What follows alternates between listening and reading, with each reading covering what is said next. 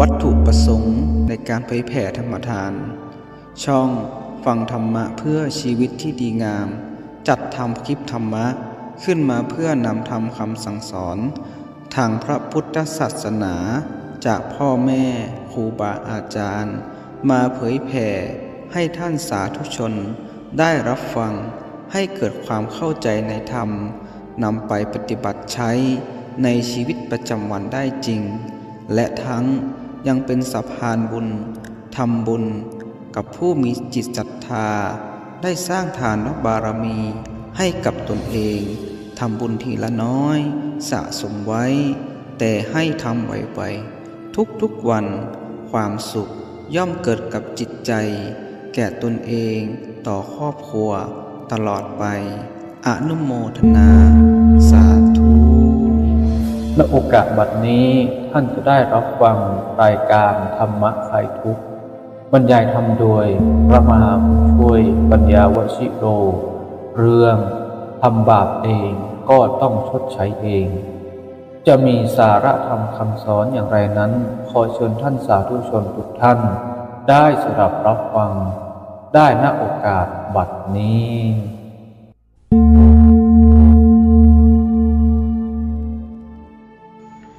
กรรมคือความทำมีทั้งดีชั่วจัดเป็นตัวลบล้างและสร้างสรรค์แบ่งสัตว์ให้ได้แปลกแตกต่างกันเพศผิวพรรณชั่วดีและมีจนใช่โลกเสพเทพเจ้าหรือดาวเคราะห์ผีฟ้าเดาะดวงดับให้สับสนที่แท้นั้นการทำกรรมของตนมาส่งผลจำแนกแยกกันไปคนบางคนเกิดมาก็โรคภัยเบียดเบียนตั้งแต่เกิดไม่รู้ความสุขมันอยู่ตรงไหนไม่ได้หลับไม่ได้นอนโรคภัยมันบีบรัดนี่กรรมมันจำแนกมันซัดเบี่ยงพาไปสุขภาพร่างกายโรคภัยเบียดเบียนบางคนก็เกิดมาดีๆเนี่ยขี่รถขี่เรือไปรถไปชนเกิดอุปัตถวเหตุโรคภัยเบียดเบียนแข้งขาหักขาขาดมือขาดเท้าขาดตาเสียปากเบี้ยวปากบิด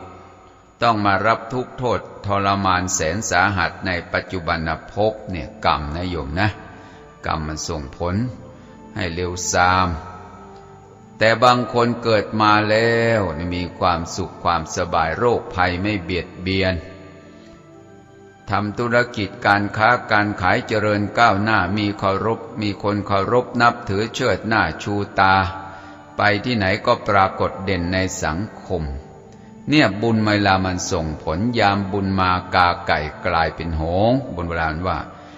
ยามบุญลงหงส์กลายเป็นกาดูหน้าขันมันเข้าหลักเป๊ะเลยเราอยากจะได้ดีเราก็สร้างเหตุปัจจัยให้ดีไว้ดีมันจึงจะตามส่งผลดลสนองแต่ถ้าเราอยากได้ความชั่วไม่ต้องหรอกอยู่เฉยๆไปได้ก็ได้นะไม่ต้องไปรอคอยเนี่ยเรื่องของเหตุของผลเรื่องของการประพฤติวัดการปฏิบัติธรรมเป็นการพัฒนาจิตใจของเราไม่ใช่ไปพัฒนาสิ่งอื่นพัฒนาจิตใจของเราให้มันไวขึ้นให้มันสูงขึ้นพญายักษ์หนึ่งนามีตาสองข้างข้างหนึ่งสว่างข้างหนึ่งลิบหลี่พญายักษ์ตนนี้มีปากอยู่12 ปากมีฟันไม่มากปากละ30 ซี่พญายักษ์ตนนี้กินสัตว์ทั้งปัตตภีชื่อว่าอะไรนั่นว่าชื่อว่าพระการกาโรคัจฉติกาลภูตานิการเวลาย่อมกลืนกินสรรพสัตว์ตลอดทั้งหลายตลอดถึงตัวมันเองพระการพญายักษ์หนึ่งนามีตาสองข้างหมายความว่ามีข้างขึ้นกับข้างแรมข้างขึ้นก็สว่างข้างแรมก็ลิบหลีพญายักษ์ตนนี้มีปากอยู่12 ปากปีหนึ่งก็มี12 เดือนมีฟันไม่มากปากละ30 ซี่เดือนหนึ่งก็มีเดือนละ30 วันพญายักษ์ตนนี้กินสัตว์ทั้งปัตตภีชื่อว่าอะไรชื่อว่าพการไม่ใช่ตัวไหนการเวลานี่แหละนะบางทีท่านก็เปรียบเตือนสติเราอย่าได้ประมาทกัน เปรียบคติชีวิตของเรานี่แหละ4 คนหาม3 คนแห่1 คนนั่งแคร่2 คนนำพาไปอันนี้ก็เหมือนกัน4 คนหามก็คือธาตุ4ยังไม่แยกจากกันคือธาตุดินธาตุน้ำธาตุลมธาตุไฟยังมาประชุมกันอยู่ยังไม่แยกจากกันหรือหมายความว่าร่างกายของเราจะอยู่ได้ต้องอาศัยอิริยาบถ4ยืนเดินนั่งนอนยังทำได้อยู่ไม่ใช่นอนอย่างเดียวยืนอย่างเดียวไม่มีเดินอย่างเดียวก็ไม่มีนั่งอย่างเดียวก็มีแต่นอนอย่างเดียว4 คนหาม3 คนแห่3 คนแห่ก็หมายว่ามีกายและใจท่านบอกว่าตกอยู่ในอำนาจของไตรลักษณ์ไตรแปลว่า3 ลักษณะแปลว่าเครื่องหมายเกิดมาแล้วก็ต้องแก่แล้วก็ต้องเจ็บแล้วก็ต้องตายสิ่งใดไม่เที่ยงมีความแปรปรวนสิ่งใดไม่เที่ยงสิ่งนั้นเรียกว่าทุกข์ท่านว่าสิ่งใดเป็นทุกข์สิ่งนั้นเรียกว่าบังคับบัญชาไม่ได้เรียกชื่อว่าเป็นอนัตตานี่สังขารไม่เที่ยงเป็นทุกข์เป็นอนัตตาปัญญาที่มาตามดูรู้เห็นตามความเป็นจริงเขาเรียกชื่อว่าเจริญวิปัสสนาวิปัสสนาเป็นชื่อของปัญญาปัญญาเข้าไปรู้เห็นตามความเป็นจริงเป็นการพัฒนาจิตใจของเราให้มันไวสู่การรับรู้นะหลงลืมไม่เป็นไรสติเกิดให้ระลึกรู้ดูตามความเป็นจริงบางทีท่านก็บอกว่าคนเราที่มันแห่กันทุกวันแห่ด้วยเท่ากรรม3 ทางทวารเท่ากายกรรมวจีกรรมแล้วก็มโนกรรมกรรมที่เราทางกายก็เรียกว่ากายกรรมกรรมที่เราทางวาจาก็เรียกว่าวจีกรรมกรรมที่กระทำทางใจเขาเรียกว่ามโนกรรมกรรมพูดถึงเรื่องกรรมซะหน่อยวันนี้ญาติโยมนะพูดถึงเรื่องกรรมกรรมตัวนี้แปลว่าการกระทำการกระทำมันเป็นทั้งความดีและความชั่วแต่ถ้าเจตนาน้อมเป็นไปเพื่อความเอื้อเฟื้อเผื่อแผ่เป็นไปเพื่อความอบอ้อมอารีเป็นไปเพื่อความสามัคคีการกระทำอย่างนี้เขาเรียกว่ากรรมทางกายไม่ฆ่าสัตว์ไม่เบียดเบียนสัตว์ให้ความเอื้อเฟื้อเผื่อแผ่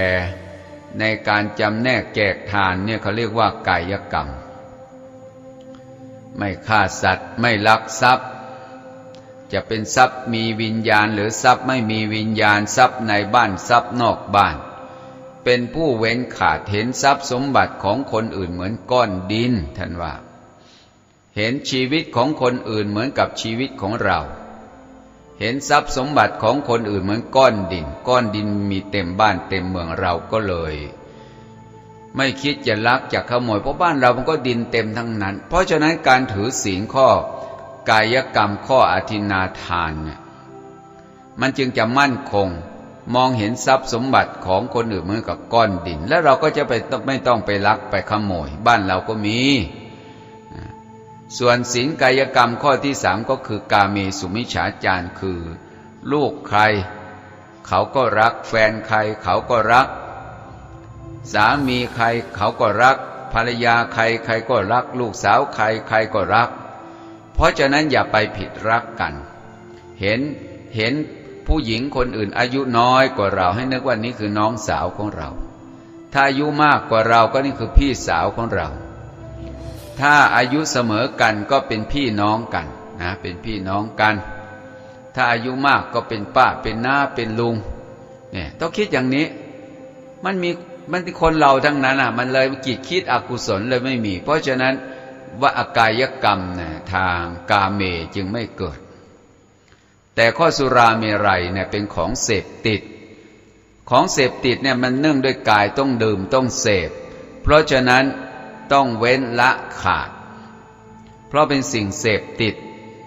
เสพกาม1เสพสุรา1นอน1นะพวกนี้เสพไม่อิ่มกินเหล้าเนี่ยมันเสพไม่อิ่มกินเมายกหัวไม่ขึ้นก็ยังกินอีกนอนมากี่ปีกี่เดือนแล้วก็ไม่เคยอิ่มนะสิ่งที่ไม่อิ่มทะเลไม่อิ่มด้วยน้ำสัตว์ทั้งหลายย่อมไม่อิ่มในการนอน ไม่อิ่มในการเสพกามไม่อิ่มในการเสพสุรายาเมาเนี่ยมันพล่องอยู่เนืองนิดเรียกว่าอูนะตีโตแต่ว่าพล่องอยู่เนืองนิดเหมือนน้ำในทะเลมันไม่เต็มอติติกาโมไม่รู้จักอิ่มเป็นธาตุของตัณหานี่เป็นเรื่องของเหตุผลของเรื่องของเหตุของปัจจัยเรื่องของการปฏิบัติธรรมเป็นการฝึกหัดปฏิบัติอบรมหล่อหลอมทางด้านจิตใจชีวิตของเราจะเจริญก้าวหน้าด้วยความดีเราก็สร้างความดีดังที่กล่าวแล้วนี่ทางกายกรรมนะไม่ฆ่าสัตว์คนไม่ฆ่าสัตว์ไม่บิดเบียนสัตว์นะไม่ฆ่าสัตว์อายุยืนเพราะว่าเราสร้างเหตุดีไว้แล้วก็ไม่เบียดเบียนสัตว์ก็คือไม่มีโรคภัยเบียดเบียนไม่ลักทรัพย์สมบัติของคนอื่นวิบากผลก็คือทรัพย์สมบัติมั่นคงไม่มีภัยรอบด้านโจรขโมยเห็นแล้วไม่อยากลักไม่อยากขโมยเรามีศีลข้อกาเมบริสุทธิ์อายุยืนเป็นที่รักไว้วางใจของเพื่อนมนุษย์ผู้อยู่ใกล้ชิดคนไม่เสพดื่มสุราเมรัยเนี่ยเขาเรียกว่าสติปัญญาดีนี่เป็นผลนะมันมีผลที่เรามองเห็นสีเลนะสุขติงยันติคนมีศีลไปดีไม่ต้องไปหวาดระแวงภัยเพราะเราไม่สร้างภัยไว้กับใครสีเลนะสุขติงยันติตั้งแต่วินาทีนี้ขณะนี้ถ้ามีศีลไปดีไม่ต้องระแวงภัยสีเลนะโภคสัมปทาศีลเป็นบ่อกเกิดแห่งโภคทรัพย์สมบัติหมายความว่าคนมีศีลไปทำการทำงานที่ไหนเงินทองมันก็เกิดขึ้นไม่ใช่คนขี้เหล้าเมาเบียร์ไปทำงานยังไม่ออกเนี่ยเซ็นกินหมดแล้วเป็นหนี้เป็นสินมันชัดอยู่แล้วมันเป็นความวิบัติแห่งโภคทรัพย์สมบัติเพราะคนเหล่านั้นมันกินเหล้าเมาเบียร์มันก็ผิดศีลอยู่แล้วใช่ไหมเพราะฉะนั้นคนมีศีลจึงเรียกว่าสีเลนะโภคสัมปทาศีลเป็นบ่อกเกิดแห่งโภคทรัพย์สมบัติในโลกนี้ตายจากโลกนี้ไปเกิดในโลกหน้าไปเกิดในกองเงินกองทองพูดง่ายๆคนไม่มีศีลก็ชัดยิ่งเสพสุรายาเมาเห็นชัดเลยเงินเดือนออกยังไม่ถึงบ้านแล้วเอาถามว่าเงินเดือนออกเอาไปไหนหมดตอบภรรยาแม่บ้านที่บอกโอ้ยเอาไปให้แม่หมดโอ้ลูกกตัญญูไม่ใช่แม่ที่บ้านแม่โขงว่างั้น เงินเดือนยังไม่ออกไปกินเหล้าหมดไม่ได้กินเหล้าเนี่ยกินเหล้ากับแกล้มกลับด้วยเนี่ยคือเป็นเรื่องของความวิบัติทางด้านจิตใจสีเลนะโภคสัมปทาคนมีศีลเก็บทรัพย์สมบัติเงินทองได้ไปทำการทำงานเงินทองมันก็หลงเหลือมาแล้วเราก็จะได้เอาไปใช้ในเป็นประโยชน์สีเลนะโภคสัมปทาศีลเป็นบ่อกเกิดแห่งโภคทรัพย์สมบัติสีเลนะนิพุติงยันติคนจะระงับดับทุกข์เข้าสู่พระนิพพานจริงๆได้ก็เพราะศีลคนมีศีลอยู่บ้านอยู่กับครอบกับครัวก็สงบร่มเย็นนะจะไปวัดก็สงบร่มเย็นจะไปป่าก็สงบร่มเย็นปฏิบัติธรรมเป็นปัจจัยนำไปสู่ความดับทุกข์จริงๆเรียกว่าสีเลนะนิพุติงยันติตัสสมาสีลังวิโสทะเยเพราะฉะนั้นท่านทั้งหลายจึงพากันสมาทานศีลกันศีลเป็นกายกรรมกายกรรม3ไม่ฆ่าสัตว์ไม่ลักทรัพย์ไม่ประพฤติผิดในกามส่วนวจีกรรมล่ะวจีกรรมก็คือไม่พูดเท็จใส่ร้ายป้ายสีเอาดีใส่ตัวเอาชั่วใส่คนอื่นดีแต่พูดเอาความดีใส่ตัวเอาความชั่วใส่คนอื่นยกยอปอปั้นระวังให้ดีกรรมเวลามันส่งผลน่ะมันไม่ใช่เรื่องสนุกนะใส่ร้ายป้ายสีคนอื่นยกอุปมาเปรียบเทียบเรื่องการบริหารบ้านเมืองก็เหมือนกันใส่ร้ายป้ายสีกันโอ้นั่นเป็นเรื่องสนุกปากอย่าลืมวันหนึ่งข้างหน้ากรรมมันจะตามสนองส่งผลใครทำกรรมที่บุคคลนั้นกระทำมันจะตามส่งผลบุคคลนั้นมันไม่ส่งใครหรอกเพราะฉะนั้นกรรมเวรมีจริงพูดเท็จคือคำไม่จริงพระพุทธเจ้าตรัสไว้ว่าเรื่องบุญกรรมเนี่ยห้ามกรรมไม่ส่งผลก็ห้ามไม่ได้ ปิดกรรมชั่วคนอื่นปิดได้ฉันไม่พูดฉันไม่เห็นฉันไม่กระทำทั้งที่ตนเป็นคนกระทำนั่นแหละทั้งที่ตนเป็นคนพูดแต่เวลาเขาไปซักไซไล่เรียงดูเขาบอกว่าฉันไม่ได้พูดฉันไม่ได้กระทำคุณปิดคนอื่นได้ปิดความชั่วตัวเองได้โกหกคนอื่นได้แต่โกหกกรรมชั่วที่ตัวเองกระทำที่ตนกระทำโกหกไม่ได้หรอกที่พระพุทธเจ้าตรัสว่านัตถิโลเกละโหนามะความลับไม่มีในโลกคุณจะบอกว่าฉันบริสุทธิ์ฉันเป็นคนดีฉันเป็นคนมีศีลฉันเป็นคนมีธรรมโดยที่แท้แล้วมันจะด่าในใจไอ้ชาติชั่วเลวทรามขี้ลักขี้ขโมยโกหกตลบตะแลงมันคงจะด่าอยู่ในใจเนี่ยญาติโยมความชั่วมันจะตามเผาบุคคลผู้กระทำชั่ว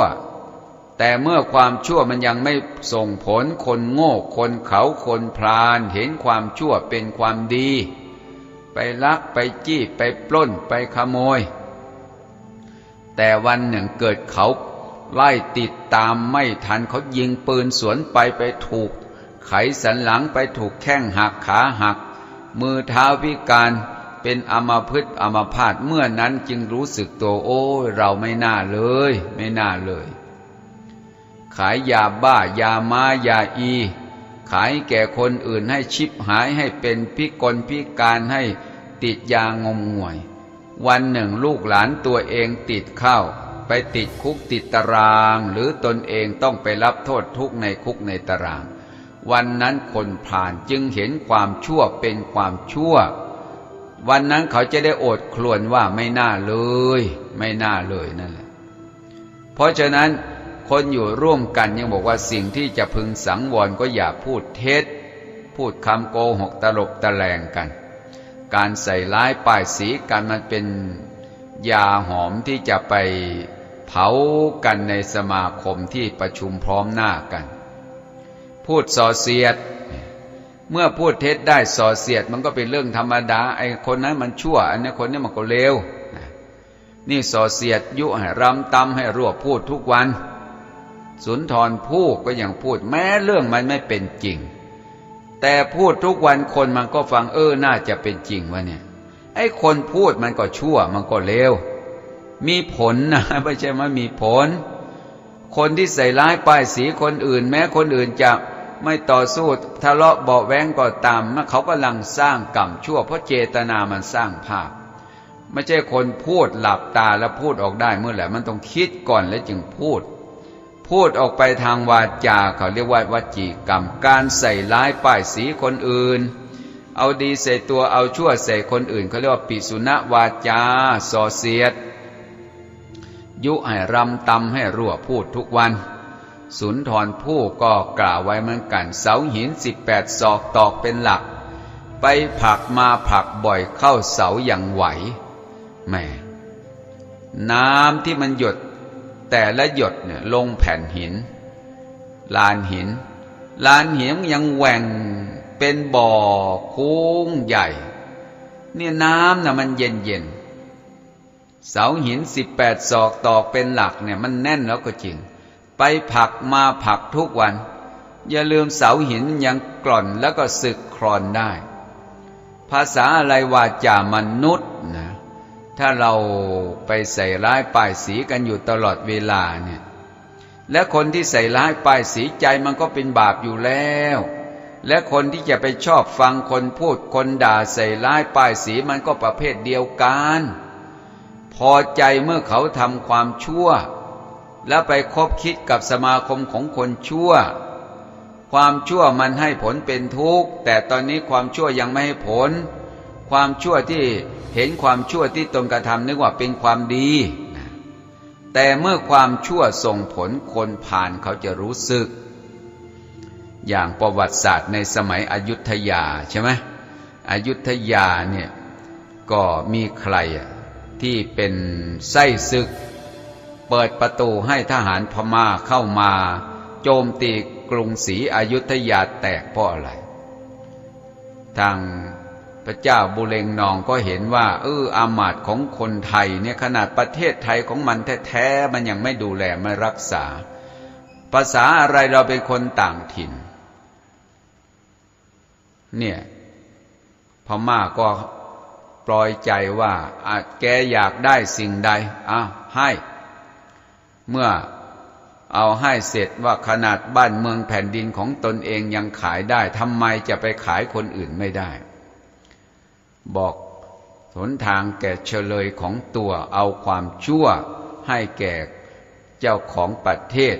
ในที่สุดคนประเภทเหล่านี้มันเลี้ยงไม่ได้พม่าพระเจ้าบุเรงนองก็จับประหารโทษชีวิต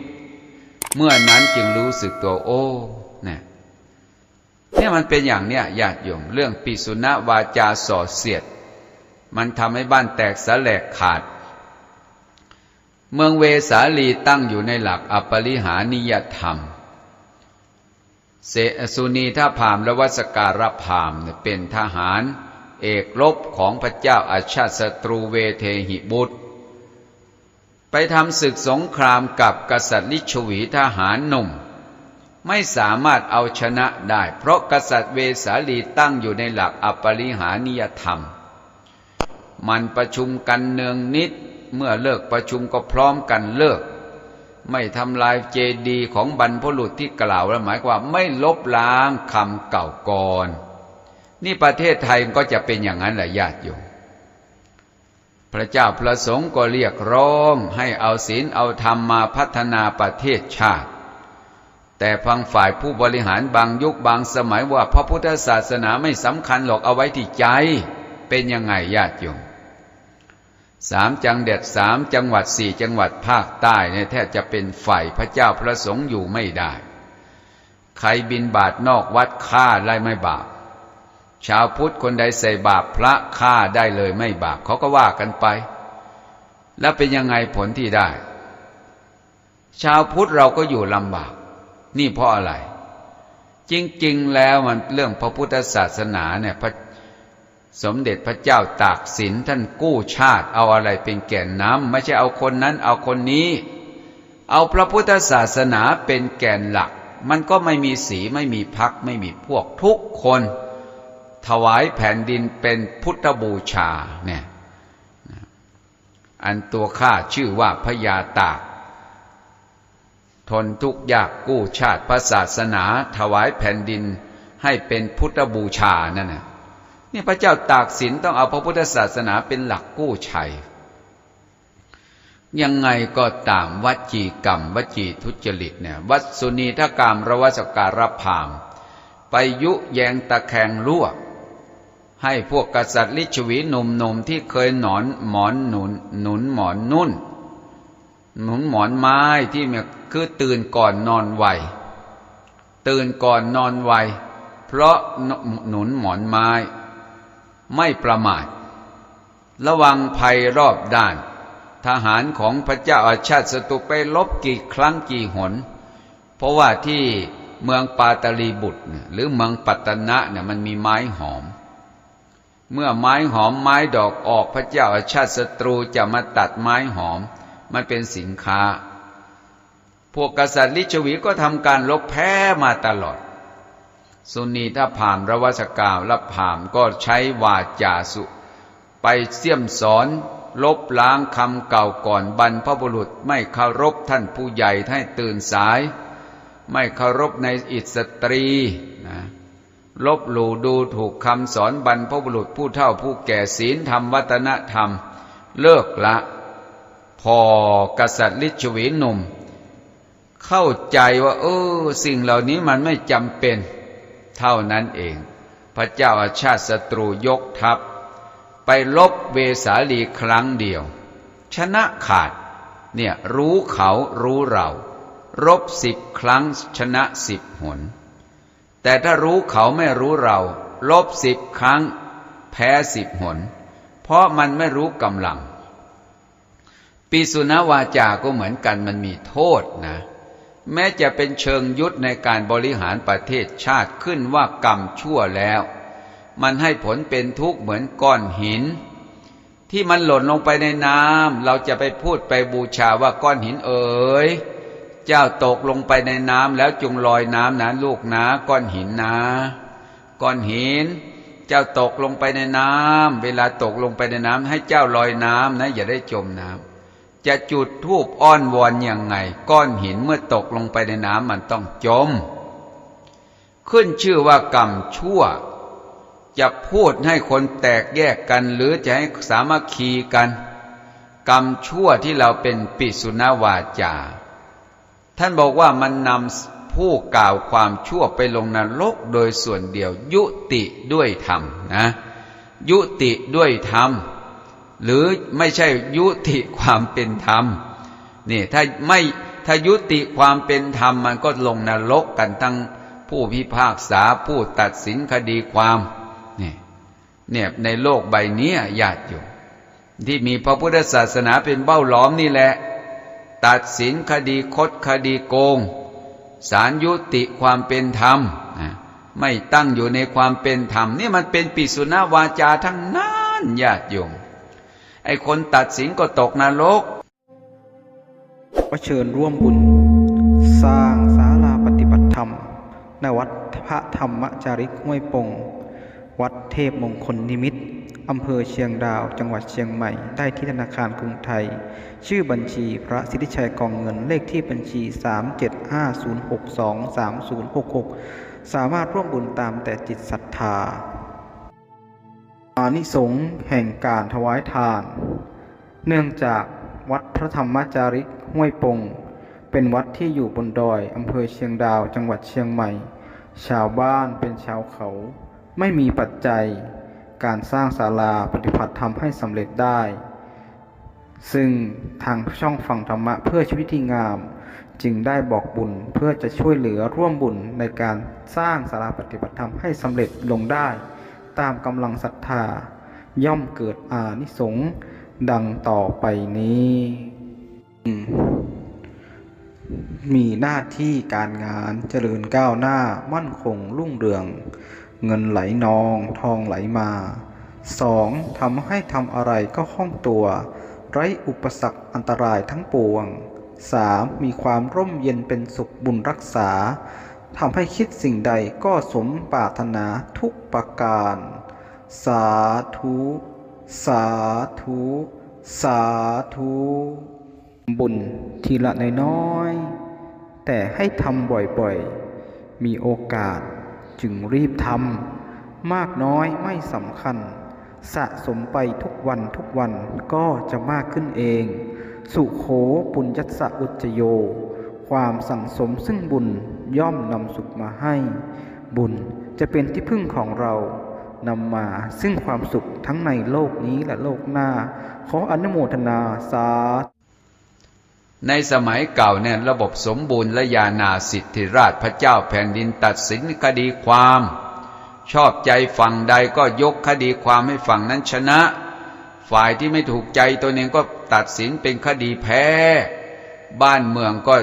เดือดร้อนกันละสัมละสายก็เพราะว่ามันยุติความเป็นธรรมเพราะฉะนั้นคำพูดอันเป็นปิสุนวาจาส่อเสียดเนี่ยมันเป็นการถือพรรคถือพวกถือสีและเราก็แตกแยกสามัคคีกันเหมือนกษัตริย์ลิชวีแตกแยกเพราะความร่มจมแตกความสามัคคีทำลายเจดีย์เก่าก็คือคำสอนบรรพบุรุษที่ท่านว่าไว้นี่ปิสุนวาจาข้อที่3วาจาชั่วคือพรุสวาจาหยาบกล่าววาจาหยาบวาจาหยาบคือพูดไปกระแทกแดกดันใส่ร้ายป้ายสีเขาเจ็บช้ำน้ำใจเปรียบเปรยนี่เขาเรียกว่าพรุสะแปลว่าเจ็บแสบเขาเป็นมนุษย์ไปด่าเขาเป็นสัตว์เขาเป็นคนไปเป็นด่าไปว่าเป็นเหี้ยเป็นอูฐเป็นลาอย่างเนี้ยคือใจของคนด่ามันพูดกระทบคนอื่นให้เขารู้ว่าเขาเป็นสิ่งนั้นเขาเป็นสิ่งนี้อันที่จริงเขาไม่ได้เป็นหรอกเจตนากรรมที่เรากระทำแล้วน่ะที่เราว่ามันจะตามสนองส่งผลทำให้เราได้รับผลคือเหตุนั้นตลอดเวลานี่เรื่องของเหตุของผลเรื่องของการกระทำถ้าเราไม่เข้าใจเราก็จะหลงยึดผิดติดผิดในเรื่องเหล่านี้ เนี่ยเรื่องของเหตุปัจจัยนะที่ว่าให้ฟังเป็นพรุสวาทคำด่าอาตมาได้ไปแปลพระธรรมบทเรื่องมาปากัปปิละปากัปปิละเนี่ยไปเกิดเป็นปลาทองอยู่แม่น้ำคงคาชาวประมงจับปลามาได้เพราะเป็นปลาสีทองเห็นปลามันตัวใหญ่ก็เลยใส่เรือไปขายพระราชาเห็นปลาแปลกว่ามันเป็นสีทองก็แบกปลานั้นไปถวายให้พระพุทธเจ้าทอดพระเนตรพระพุทธเจ้าจะแสดงกรรมชั่วให้พุทธบริษัทได้มองเห็นก็ถามปลา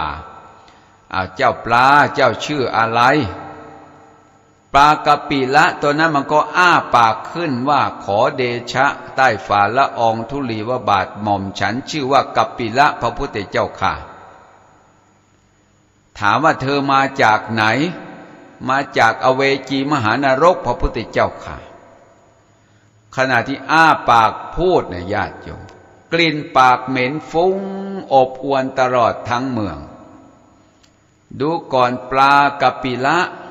ทำไมเจ้าจึงมีกลิ่นปากเหม็นมากมายอย่างนี้ที่หม่อมฉันมีกลิ่นปากเหม็นเพราะเคยด่าพระด่าเจ้าพูดปฏิเสธคำสอนของพระพุทธเจ้าว่าสิ่งที่เป็นธรรมว่าไม่เป็นธรรมสิ่งที่ไม่เป็นธรรมบอกว่าเป็นธรรมสิ่งที่ผิดว่าเป็นถูกคำที่ไปกล่าวตู่ใส่ร้ายคำสอนของพระอริยเจ้าใส่ร้ายพระเจ้าพระสงฆ์องค์เนรด้วยความไม่มีศีลไม่มีธรรมด้วยคำหยาบวิบากกรรมนั้นจึงทำให้มีกลิ่นปากเหม็นน่าคิดนะโยมนะกลิ่นปากเหม็นปากกัปปิละถามว่าทำไมเจ้าจึงมีสีตัวเหมือนสีดังทองล่ะเพราะทำกรรมอะไรไว้หม่อมฉันในชาติปางก่อนไปเกิดเป็นภิกษุทรงพระไตรปิฎกพระพุทธเจ้าค่ะการทรงพระไตรปิฎกจึงทำให้มีสีผิวกายสวยงามเหมือนทองคำนี้อานิสงส์นั้นแหละพระพุทธเจ้าค่ะพระพุทธเจ้าก็ถามว่าดูก่อนกัปปิละเจ้าตายจากภพนี้จะไปเกิดที่ไหนหม่อมฉันตายจากปลาแล้วจะไปเกิดในอเวจีมหานรกพระพุทธเจ้าค่ะขณะที่ปลาพูดมันก็กลิ่นเหม็นฟุ้งไปทั่วพระนครพอพูดเสร็จเรียบร้อยปลากัปปิละก็เอาหัวฟาดกับขอบเรือตายนี่คนเคยฆ่าตัวเองตายพอรู้กรรมชั่วตัวเองที่กระทำไว้แล้วก็เลยฆ่าตัวเองตายก็ไปตกอเวจีมหานรกอีกนี่กรรมชั่วเป็นพรุสวาทกรรมชั่วที่ตนกระทำไว้มันจะตามส่งผลให้ตนที่กระทำนั้นไปรับโทษทุกนานับประการอยู่ในอเวจีมหานรกคนทั้งหลายก็ได้ฟังและเกิดความสังเวชสลดใจกรรมแค่นี้ยังส่งผลขนาดนี้เพราะฉะนั้นคำชั่วอย่าพูดกันอย่าทำเหมือนคำพูดในสภาผู้แทนราษฎรท่านประธานที่เคารพท่านประธานไม่ตั้งอยู่ในความยุติธรรมเนี่ยท่านประธานที่เคารพก็เอาเลยโจมตีอะไรใช่ไหมโจมตีท่านประธานแบ่งพรรคแบ่งพวกเผด็จการนี่เป็นพรุสวาททั้งนั้นเลยนะคำหยาบไม่ใช่คำของบัณฑิตเขาต้องคุยด้วยเหตุด้วยผลจะไปท่วงอะไรการประชุมในสภามันต้องแถลงนโยบายด้วยเหตุด้วยผลโต้ตอบวาทะกันยัตถะเนสาสภานัตถิสันโตที่ใดไม่มีบัณฑิตที่นั้นประชุมนั้นไม่เรียกว่าสภาเนสาสภานัตถิสันโตใช่ไหมสภาใดที่ประชุมใดไม่มีสัตบุรุษไม่มีบัณฑิตที่ประชุมนั้นไม่เรียกว่าสภาคือหมายความว่าต้องเป็นคนพูดคำสัตย์คำจริงนี่วจีกรรมนะวจีกรรมทำให้บุคคลผู้กระทำนั้นไปรับโทษทุกข์ในนรกเพราะว่าพูดเสียเนี่ยบางทีเทวราก็ไปใส่ร้ายป้ายสีหลอกลวงคนพระก็มีเทวดาก็อยากเล่นกับมนุษย์แต่ไปเล่นกับพระเขา แปลงกายเป็นรูปผู้หญิงไปนอนกับพระจริงๆพระท่านเป็นผู้มีศีลบริสุทธิ์พระเห็นก็แตกแยกกันนี่คือการใส่ร้ายป้ายสีเป็นพรุษวาทส่วนข้อที่สี่เขาเรียกว่าสัมภปราปะพูดเพ้อเจ้อไปทำลายประโยชน์หักล้างร้างผลประโยชน์แก่บุคคลอื่นอย่างเนี้ยไม่เป็นประโยชน์เพราะฉะนั้นสิ่งต่างๆเหล่านี้เราก็ควรงดเว้นนี่เป็นศีลนะกายกับวาจาเป็นศีลคิดในใจศีลไม่ขาดแต่ศีลอย่าให้ล่วงละเมิดออกไปทางกายทางวาจาทางกายไม่ฆ่าสัตว์ไม่ลักทรัพย์ไม่ประพฤติผิดในกามทางวาจาไม่พูดเท็จไม่พูดส่อเสียดไม่พูดคำหยาบไม่พูดเพ้อเจ้ออันเป็นสัมภปราปะนี่ศีลบริสุทธิ์คนคิดจะฆ่าคิดจะทำลายนี่ศีลมั่นคงอยู่ศีลไม่ขาดถ้าล่วงละเมิดออกไปทางกายทางวาจาหมายก็ว่ากระทำลงไปทางกายทางวาจาอันเป็นวีติกมะแปลว่าก้าวล่วงศีลขาดในเรื่องกรรมทางวาจาแต่กรรมนะมันสำเร็จที่ไหนก่อนสำเร็จที่ใจถ้าเรารักษาใจเสียอย่างเดียวกายวาจาก็บริสุทธิ์คิดจะฆ่านี่อกุศลโกรธหนอเวลาคิดเบียดเบียนหนอโอ้จิตเบียดเบียนมันเป็นอย่างนี้โกรธหนอใครโกรธเราโกรธหนอรู้หนอมีสติรู้ทันบังคับจิตให้สติมาดูตัวเองถ้าเรามาดูจิตที่ฟุ้งจิตที่คิดเขาเรียกว่าปริยุทธานะฟุ้งทางด้านจิตใจพอไหว้พระสวดมนต์ใจของเราก็เกิดความสงบที่เกิดความสงบเพราะเราจิตของเราไปผูกอยู่กับบทสวดมนต์ใจเลยปล่อยวางอารมณ์รอบด้านสิ่งที่เคยคิดเคยมีเคยเป็นพอสวดมนต์ไหว้พระแล้วใจเลยทิ้งอารมณ์เหล่านั้นมาจับอยู่ที่บทสวดมนต์ไหว้พระการสวดมนต์ไหว้พระชื่อว่าปฏิบัติธรรมเป็นการพัฒนาจิตใจของเราเจริญสติอบรมปัญญาให้มันไวต่อการรับรู้นะการปฏิบัติธรรมไม่ใช่เรื่องอื่นนะการปฏิบัติธรรมเป็นการปฏิบัติธรรมเพื่อพัฒนาจิตใจให้มันไวต่อการรับรู้หลงลืมไม่เป็นไรสติเกิดให้ระลึกดูตามความเป็นจริงนี่ทางใจถ้าเราสวดมนต์ไหว้พระใจของเราก็เกิดความสงบไหว้พระสวดมนต์ใจของเราก็เกิดความสงบนี้เองเขาเรียกว่าสมาธิมันเป็นปัจจัยทำให้ใจของเราเกิดความสงบสวดมนต์ไหว้พระจะสวดบทไหนก็ได้นะสวดแล้วทำให้ใจของเราไม่กระสับกระส่ายไม่หวาวุ่นสวดแล้วทำให้ใจของเราเกิดความสงบการสวดมนต์จึงเป็นไปเพื่อสมาธิวิปัสสนาเนี่ยเป็นชื่อของปัญญานะปัญญามารู้เห็นตามความเป็นจริงหลงลืมไม่เป็นไรหรอกนะสติเกิดให้ระลึกรู้ดูตามความเป็นจริงถ้าเราระลึกดูตามความเป็นจริงแล้วมันก็ละความเห็นผิดเราปฏิบัติธรรมมันก็ต้องค่อยฝึกหัดค่อยปฏิบัติอบรมทางด้านจิตใจหัดแผ่เมตตาให้แก่ตนเองบ้างนะขอให้จิตของข้าพเจ้าเย็นขอให้จิตของข้าพเจ้ามีความสุขพยายามนึกน้อมก็เรียกว่าโอปัญญิโกน้อมเข้ามาสู่ใจของตนอย่าสวดอย่างเดียวใจต้องน้อมไปหาใจด้วยขอให้เย็นขอให้มีความสุขขอให้จิตของข้าพเจ้าปราศจากความทุกข์ขอให้จิตของข้าพเจ้าปราศจากความเบียดเบียนใจเย็นนึกน้อมไปขอให้จิตของข้าพเจ้าปราศจากความเบียดเบียนอย่าได้เบียดเบียนตนก็ตามอย่าได้เบียดเบียนแก่บุคคลอื่นขอให้ข้าพเจ้ามีความสุขรักษาตนอยู่เถิดจิตของข้าพเจ้ามีความสุขปราศจากความทุกข์ไม่มีเวรไม่มีภัยฉันใดขอสรรพสัตว์ทั้งหลายจงมีความสุขปราศจากความทุกข์ไม่มีเวรไม่มีภัยฉันนั้นการแผ่เมตตาให้แก่ใจของตนเองใจเย็นใจมีความสุขลองดูนะโยมนะถ้าเราแผ่เมตตาอย่านึกอย่างเดียวต้องน้อมความรู้สึกมาถึงใจเราด้วย บอกว่าจงเป็นสุขเป็นสุขต้องใจเย็นนะจิตของข้าพเจ้ามีความสุขปราศจากความทุกข์ไม่มีเวรไม่มีภัยไม่มีความเบียดเบียนซึ่งกันและกันไม่มีความทุกข์กายทุกข์ใจมีความสุขรักษาตนอยู่เถิดฉันใดตอนนี้เราจะแผ่เมตตาให้แก่คนอื่นเพราะเมตตามีในจิตใจของเราแล้วบุญมันเกิดขึ้นในใจของเราแล้วเรามีบุญบัดนี้เราจะแผ่ส่วนบุญว่าสัพเพสัตตาสัตว์ทั้งหลายที่เป็นเพื่อนทุกข์นึกถึงสรรพสัตว์ทั้งหลายทั่วโลกเกิดแก่เจ็บตายด้วยกันทั้งหมดทั้งสิ้นจงมีความสุขจงเป็นสุขเป็นสุขเถิดอย่าได้มีความทุกข์กายทุกข์ใจอย่าได้มีเวรแก่กันและกันอย่าได้เบียดเบียนซึ่งกันและกันอย่าได้มีความทุกข์กายทุกข์ใจมีความสุขรักษาตนอยู่เถิดฉะนั้นใจน้อมนึกแผ่เมตตาไป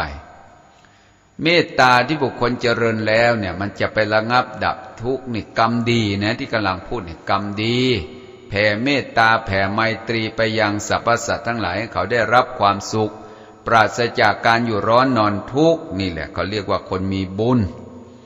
คนมีบุญก็ทำบุญตามประสงค์คนไม่มีปัญญาเนี่ยเห็นการเวลาผ่านไปมันเป็นเรื่องของความสุขกับการเที่ยวการกินการดื่มแต่วันหนึ่งข้างหน้ามาถึงล้มหมอนนอนเสื่อลุกไม่ขึ้นเดินไม่ไหวโอ้ยอยากจะทำบุญไม่รู้จะไปทำบุญวัดไหนไปก็ไปไม่ได้ลูกหลานก็ไม่มีนะเวลาล้มหมอนนอนเสื่อลุกไม่ขึ้นจึงอยากจะทำบุญประเภทอย่างนี้ประมาทแล้วนะเนี่ยเหมือนใบไม้เหลืองที่กำลังจะหล่นจากขั้วจะไปทำบุญตอนตายมันไม่ได้บางทีไม่ได้ทำบุญก็ได้นึกผัดวันประกันพรุ่งก่อนวันนั้นก่อนวันนี้ก่อนเอาไปเอามาก็เลยไม่มีโอกาสได้ทำบุญกันนี่เพราะฉะนั้นมีโอกาสนะญาติโยมนะแหมมองดูเวลาหมดอีกแล้วญาติโยมเอาไว้ติดตามในตอนต่อไปเอาล่ะญาติโยมสาธุชนทั้งหลายวันนี้รายการธรรมะคลายทุกข์หมดเวลาแล้วอาตมาภาพผู้บรรยายต้องจากลาสาธุชนไปด้วยคำว่าธรรมะคลายทุกข์ลาทุกท่านขอผู้ฟังทางบ้านสุขหันษาพูดทำคิดด้วยธรรมพระสัมมาใช้เมตตาขันติธรรมสุขจำเริญขอความผาสุขความสวัสดีความเจริญในธรรมจงบังเกิดมีแก่ท่านสาธุชนผู้สดับรับฟังและผู้สนับสนุนรายการโดยทั่วถึงกันจงทุกท่านขอเจริญพรสาระธรรมจากกันก็ขอเจริญพรศรัทธาญาติโยมที่ได้ติดตามรับฟังอย่างช่องพรธรรมะเพื่อชีวิตดีงามอัตมภาพพระสิทธิชัยตทันโตก็ในช่วงท้ายรายการเราก็จะได้มาพูดคุยสนทนาธรรมในเรื่องของบาปบุญคุณโทษในเรื่องของสาระธรรมจากการฟังธรรมะในท้ายรายการจึงในวันนี้ก็ถือว่าเป็นเข้าถึงเดือนที่6แล้วผ่านไปแล้วครึ่งปีวันเวลาก็ล่วงลับดับไปเรื่อยๆชีวิตของคนเรามันก็ผ่านไปแต่ละวันนะบางคนก็ใช้ชีวิตไปกับสิ่งที่ได้บำเพ็ญบุญกุศลไปด้วยบางคนก็ใช้ชีวิตไปด้วยการที่ทำสร้างวิบากกรรมทำความชั่วบางคนบางท่านก็ใช้ชีวิตไปเรื่อยเปื่อยหมดวันเวลาไปกับการเกิดแก่เจ็บตายแต่ละคนก็ล้วนแต่ต่างคนต่างมา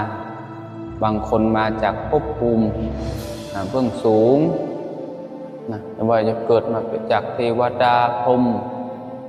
บุญกุศลน้อมนำให้เกิดมาเป็นมนุษย์พบเจอกับคนที่ดีๆแล้วก็การพบคนนี่ก็สำคัญเมื่อพบคนดีก็นำพากันไปสิ่งที่ดีชักจูงกันจะทำบุญทำทานชักจูงกันไปประพฤติปฏิบัติธรรมชักจูงกันไปสร้างคุณงามความดีช่วยเหลือคนอื่นมีความเมตตาเป็นต้นเมตตาเกื้อกูลอุดหนุนพุทธศาสนาบุคคลเหล่านี้ก็เป็นผู้ที่มีบุญคนที่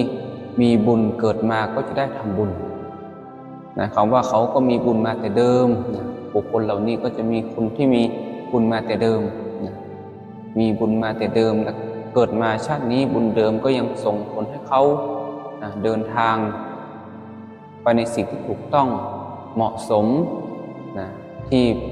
เป็นไปเพื่อการสร้างบุญบารมีเพราะว่าบางคนบางท่านเกิดมาแล้วก็จะเป็นรูปแบบต่างกันบางคนก็มีเกิดมาจากภพภูมิเบื้องต่ำไม่ว่าจะเป็นเกิดมาจากภพภูมิเปรตอสุรกายสัตว์เดรัจฉานพ้นจากวิบากกรรมจากความที่เคยสร้างบุญบาปกรรมทำเข็นมาชาตินี้ก็มาเกิดมาเป็นมนุษย์ความประพฤติก็เลยต่างกันไปเราก็เลยอยู่กับโลกใบนี้กับคนทุกประเภท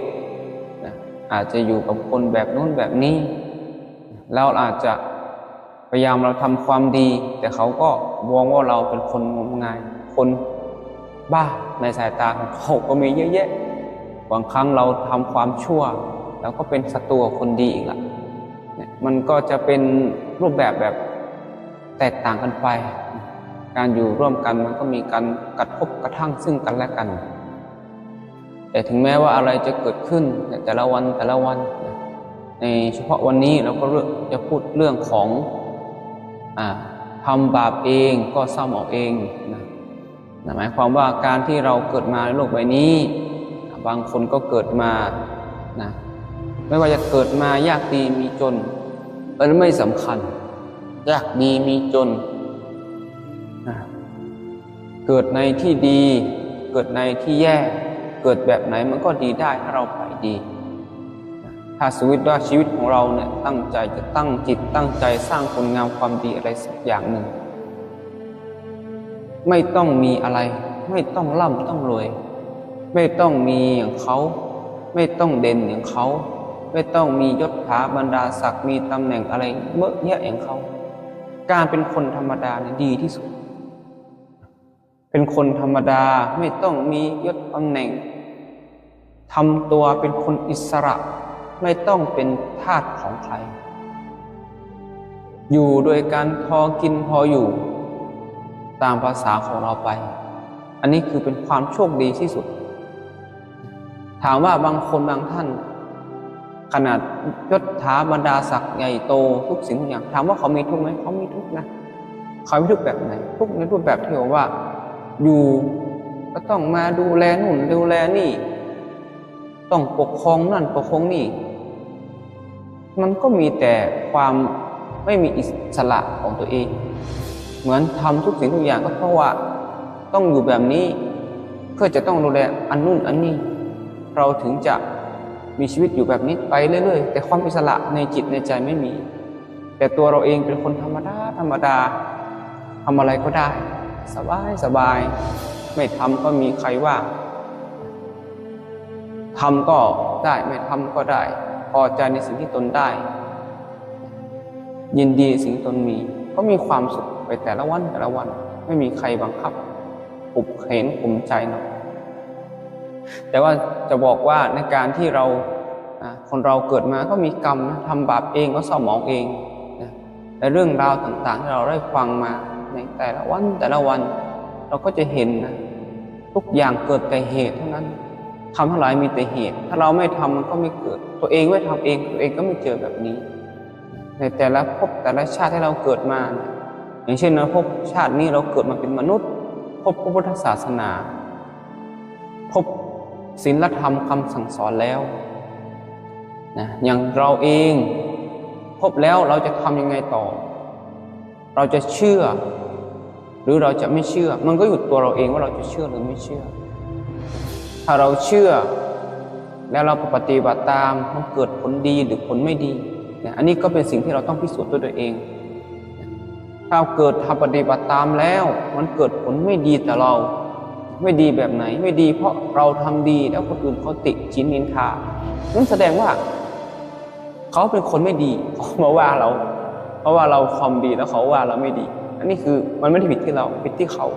เพราะใจของเขามันไม่สะอาดมันเลยคิดว่าเราทำความ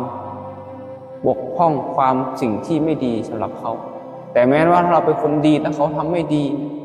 เราพยายามตักเตือนเขาแต่เขาไม่เอาก็เช่นกันก็แสดงว่าเขา ไม่สามารถที่จะเปลี่ยนแปลงตัวเองได้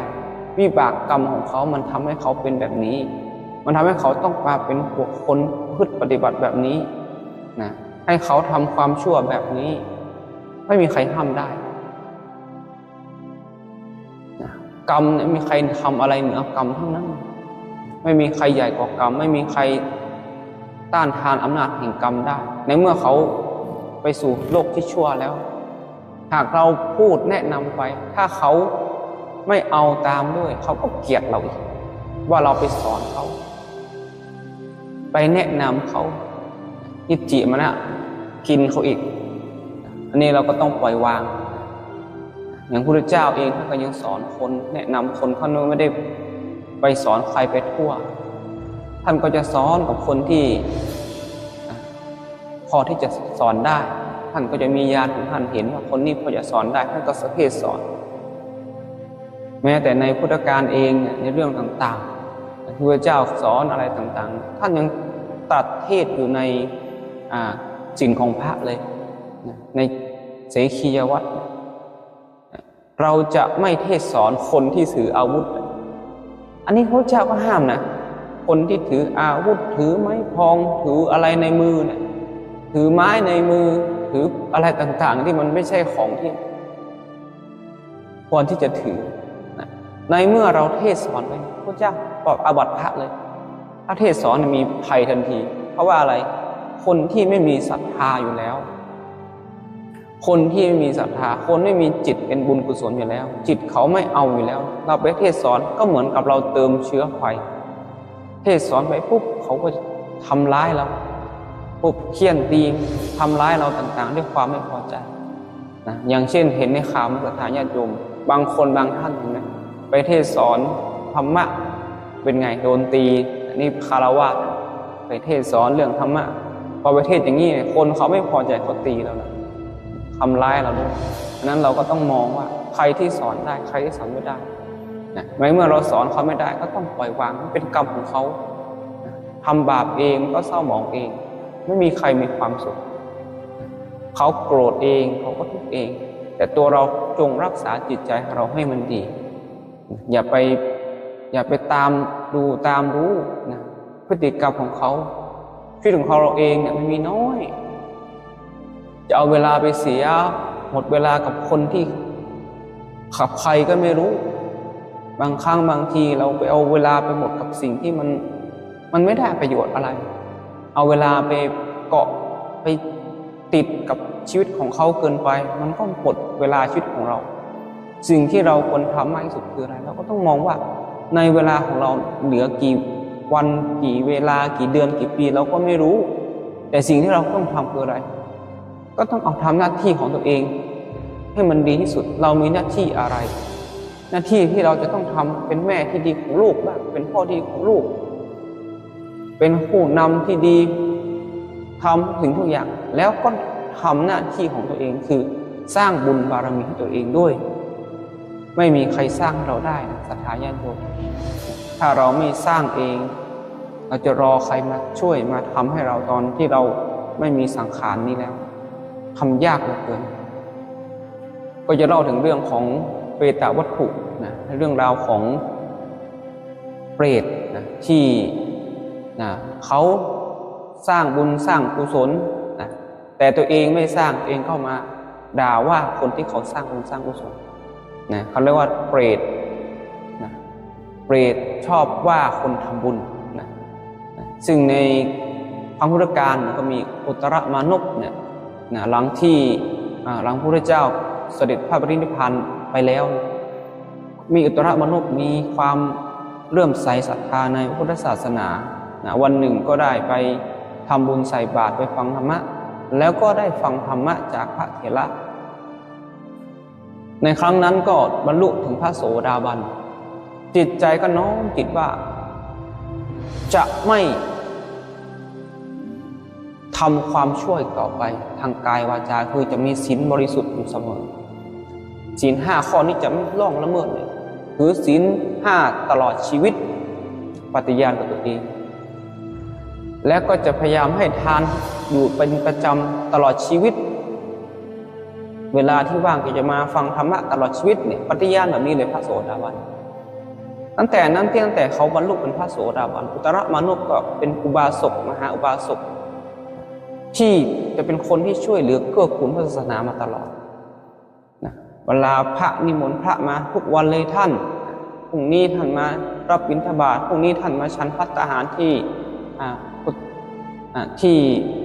บ้านของกับผมนิมนต์ตลอดจนวันหนึ่งไม่เป็นใครเลยศรัทธาญาติโยมบางครั้งในการทำบุญบางครั้งมันก็มีอะไรว่าเป็นเจ้ากรรมนายเวรมีคนที่มารังควานเขาแต่ไม่ใช่ใครที่ไหนก็เป็นแม่ของตัวเองเป็นมารดาของอุตรมานพนางมีจิตใจริษยามีจิตใจที่ตระหนี่คือเป็นผู้มีจิตใจตระหนี่ใจของนางเนี่ยจะไม่ยินดีในการให้เวลาอุตรมนุษย์ถวายทานจิตใจก็จะนึกตำหนินินทาว่าพระสงฆ์ว่าอุตรมนุษย์คือลูกของตนอยู่เสมอว่าพระพวกนี้มาหากินมาอยู่อาศัยในที่ของตนบ้างเอาอาหารของตนจากเงินทองของตนไปมาขุดเลือดขุดเนื้อเอาของทรัพย์สมบัติของเราไปกินไปใช้หมดทุกวันคิดในใจเวลาเขาอุตรมนุษย์ถวายเพลถวายพระตลอดคิดแบบนี้ตลอดเป็นประจำแล้ววันใดวันหนึ่งนางไม่พอใจนางก็พอพระกลับไปแล้วนางก็ต่อว่าอุตรมนุษย์ซึ่งเป็นลูกของตนว่าอุตรมนุษย์คนนี้เนี่ยเธอเนี่ยลูกเลวลูกชั่วบ้างผลาญทรัพย์สินเงินทองของพ่อของแม่บ้างเงินทองแทนที่จะเก็บสักวันนี่จะไม่มีอะไรจะกินเลือดกินเนื้อตัวเองต่อไปหมดเงินหมดทองให้ทานอยู่ทุกวันแบบนี้ต่อไปตัวเองจะไม่ได้กินแต่เลือดแต่เนื้อหมายความว่าต่อไปจะต้องไม่มีอะไรกินต้องมากินกรีดเนื้อตัวเองไว้กินพูดแบบเจ็บช้ำน้ำใจแบบนี้ตัวเองไม่ทำบุญแล้วตัวเองจะมาว่าผู้อื่นอีกทำให้คนอื่นที่เขาสร้างบุญสร้างกุศลมีจิตใจถดถอยในการสร้างบุญบารมีแต่ในความที่เป็นพระโสดาบันคือความมีจิตใจเลื่อมใสไม่เสื่อมคลายจิตใจของอุตรมนุษย์ถึงแม่ของตนจะด่าจะว่าทุกวันอุตรมนุษย์ไม่เคยโกรธและก็ให้อภัยนางอยู่เสมอและก็ทำอยู่แบบนี้เป็นประจำทุกวันจนกระทั่งนางก็ได้ถึงกาละในส่วนที่วิบากกรรมตามนางได้ทันทำให้นางแม่เป็นแม่มารดาของอุตรมนุษย์ได้ตายแล้วไปบังเกิดเป็นเปรตที่อยู่ในแม่น้ำคงคานางก็ได้อยู่ทุกข์ยากลำบากอยู่ที่แม่น้ำคงคานะเวลานางหิวน้ำมากแต่นางพอนางจะตักน้ำกินน้ำที่อยู่ในน้ำจะกลายเป็นเลือดให้นางดื่มเหม็นคาวนางก็มีความทุกข์ใจว่าโอ้เป็นวิบากกรรมอะไรเนาะนางก็ไม่สำนึกว่านางทำกรรมอะไรไว้ทำบาปเองก็ต้องช่วยใช้เองเห็นไหมนางก็ตักน้ำมากินโอ้นางก็เห็นน้ำเลือดนางก็ไม่กล้ากินก็อดอย่างนั้นไปข้าวก็ไม่มีให้กินน้ำก็ไม่มีให้ดื่มพอจะตักอะไรต่างๆก็นะจะต้องกินเลือดกินเนื้อของตัวเองเป็นอาหารจะกินแต่ละครั้งต้องกรีดเนื้อตัวเองกินโอ้ศรัทธาญาติโยมเนี่ยเห็นไหมทำกรรมตั้งแต่เป็นมนุษย์พอตายไปเป็นเปรตพอนึกอยากจะกินนู่นกินนี่ตามวิสัยของเปรตมันกินไม่ได้พอจะตักนู่นตักนี่มาก็แปลสภาพเป็นอีกอย่างหนึ่งเป็นสิ่งที่ไม่น่ากินบ้างเป็นสิ่งที่อุจจาตาอุจจาหูบ้างหลายสิ่งทุกอย่างที่เกิดขึ้นในวิบากกรรมของเปรตด้วยอกุศลกรรมมันเป็นสภาพของวิบากกรรมในเรื่องของความเป็นทิพย์ตักน้ำขึ้นมาเป็นเลือดอยู่ได้ 54 ปีนางอยู่แบบนั้นนะหลังจากนางตายจากความเป็นมนุษย์แล้วนางเกิดเป็นเปรตอยู่54 ปีมนุษย์วันหนึ่งก็มีพระกังขาเรวตะออกจาริกธุดงค์มาแล้วก็มาที่สถานแม่น้ำแห่งนั้นแม่น้ำคงคาแห่งนั้นพระกังขาเรวตะก็หาเอาขันน้ำมาตักเก็บไว้ดื่มเวลาจะออกจาริกธุดงค์เพื่อจะมาพูดปฏิบัติธรรมในป่าท่านก็ไปพบกับนางเปรตผู้นั้นนางเปรตผู้นั้นก็มีความน่าสงสารได้มากล่าวพูดกับพระกังขาเรวตะซึ่งเป็นพระอรหันต์ท่านก็สามารถเห็นด้วยทิพจักษุญาณคือตาทิพย์ท่านเป็นพระสายอภิญญาสามารถที่จะยังรู้เห็นภพภูมิอื่นๆที่นอกจากความเป็นมนุษย์แล้วยังเห็นภพภูมิที่เป็นเปรตเป็นเทวดาที่ต้องชดใช้กรรมอยู่ในเมืองมนุษย์ท่านก็ได้ถามกับนางว่าด้วยวิบากกรรมอะไรเนาะเธอถึงต้องมาเป็นแบบนี้นางก็ร้องไห้กระอุดสะอื้นด้วยความทุกข์ใ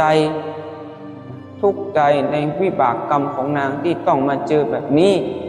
นางก็ระลึกได้ในวิบากกรรมของนางว่าตอนเป็นมนุษย์เนี่ยเคยไปขัดคนทำคุณงามความดีซึ่งคนที่ทำนั้นก็คือเป็นบุตรชายของตนเองเมื่อบุตรชายของตนทำสร้างคุณงามความดีต่างๆก็จะคิดตระหนี่หวงแหนในทรัพย์สมบัติของลูกของตนบ้างว่าลูกของตนเอาเงินทองไปผ่านไปใช้ทำบุญทำทานจนหมดนางก็จะคิดแบบนี้อยู่เสมออยู่ทุกวันและนางก็ไม่เคยทำบุญอะไรแม้แต่น้อยเลยตอนเป็นมนุษย์นางก็จะเอาแต่ติฉินนินทาคนที่ทำบุญอยู่เสมอว่าเป็นคนโง่บ้างเป็นคนที่ไม่มีสมองไม่มีปัญญาบ้างทุกสิ่งทุกอย่างว่าร้ายๆว่าทุกวันหนึ่งพวกเธอเองเนี่ย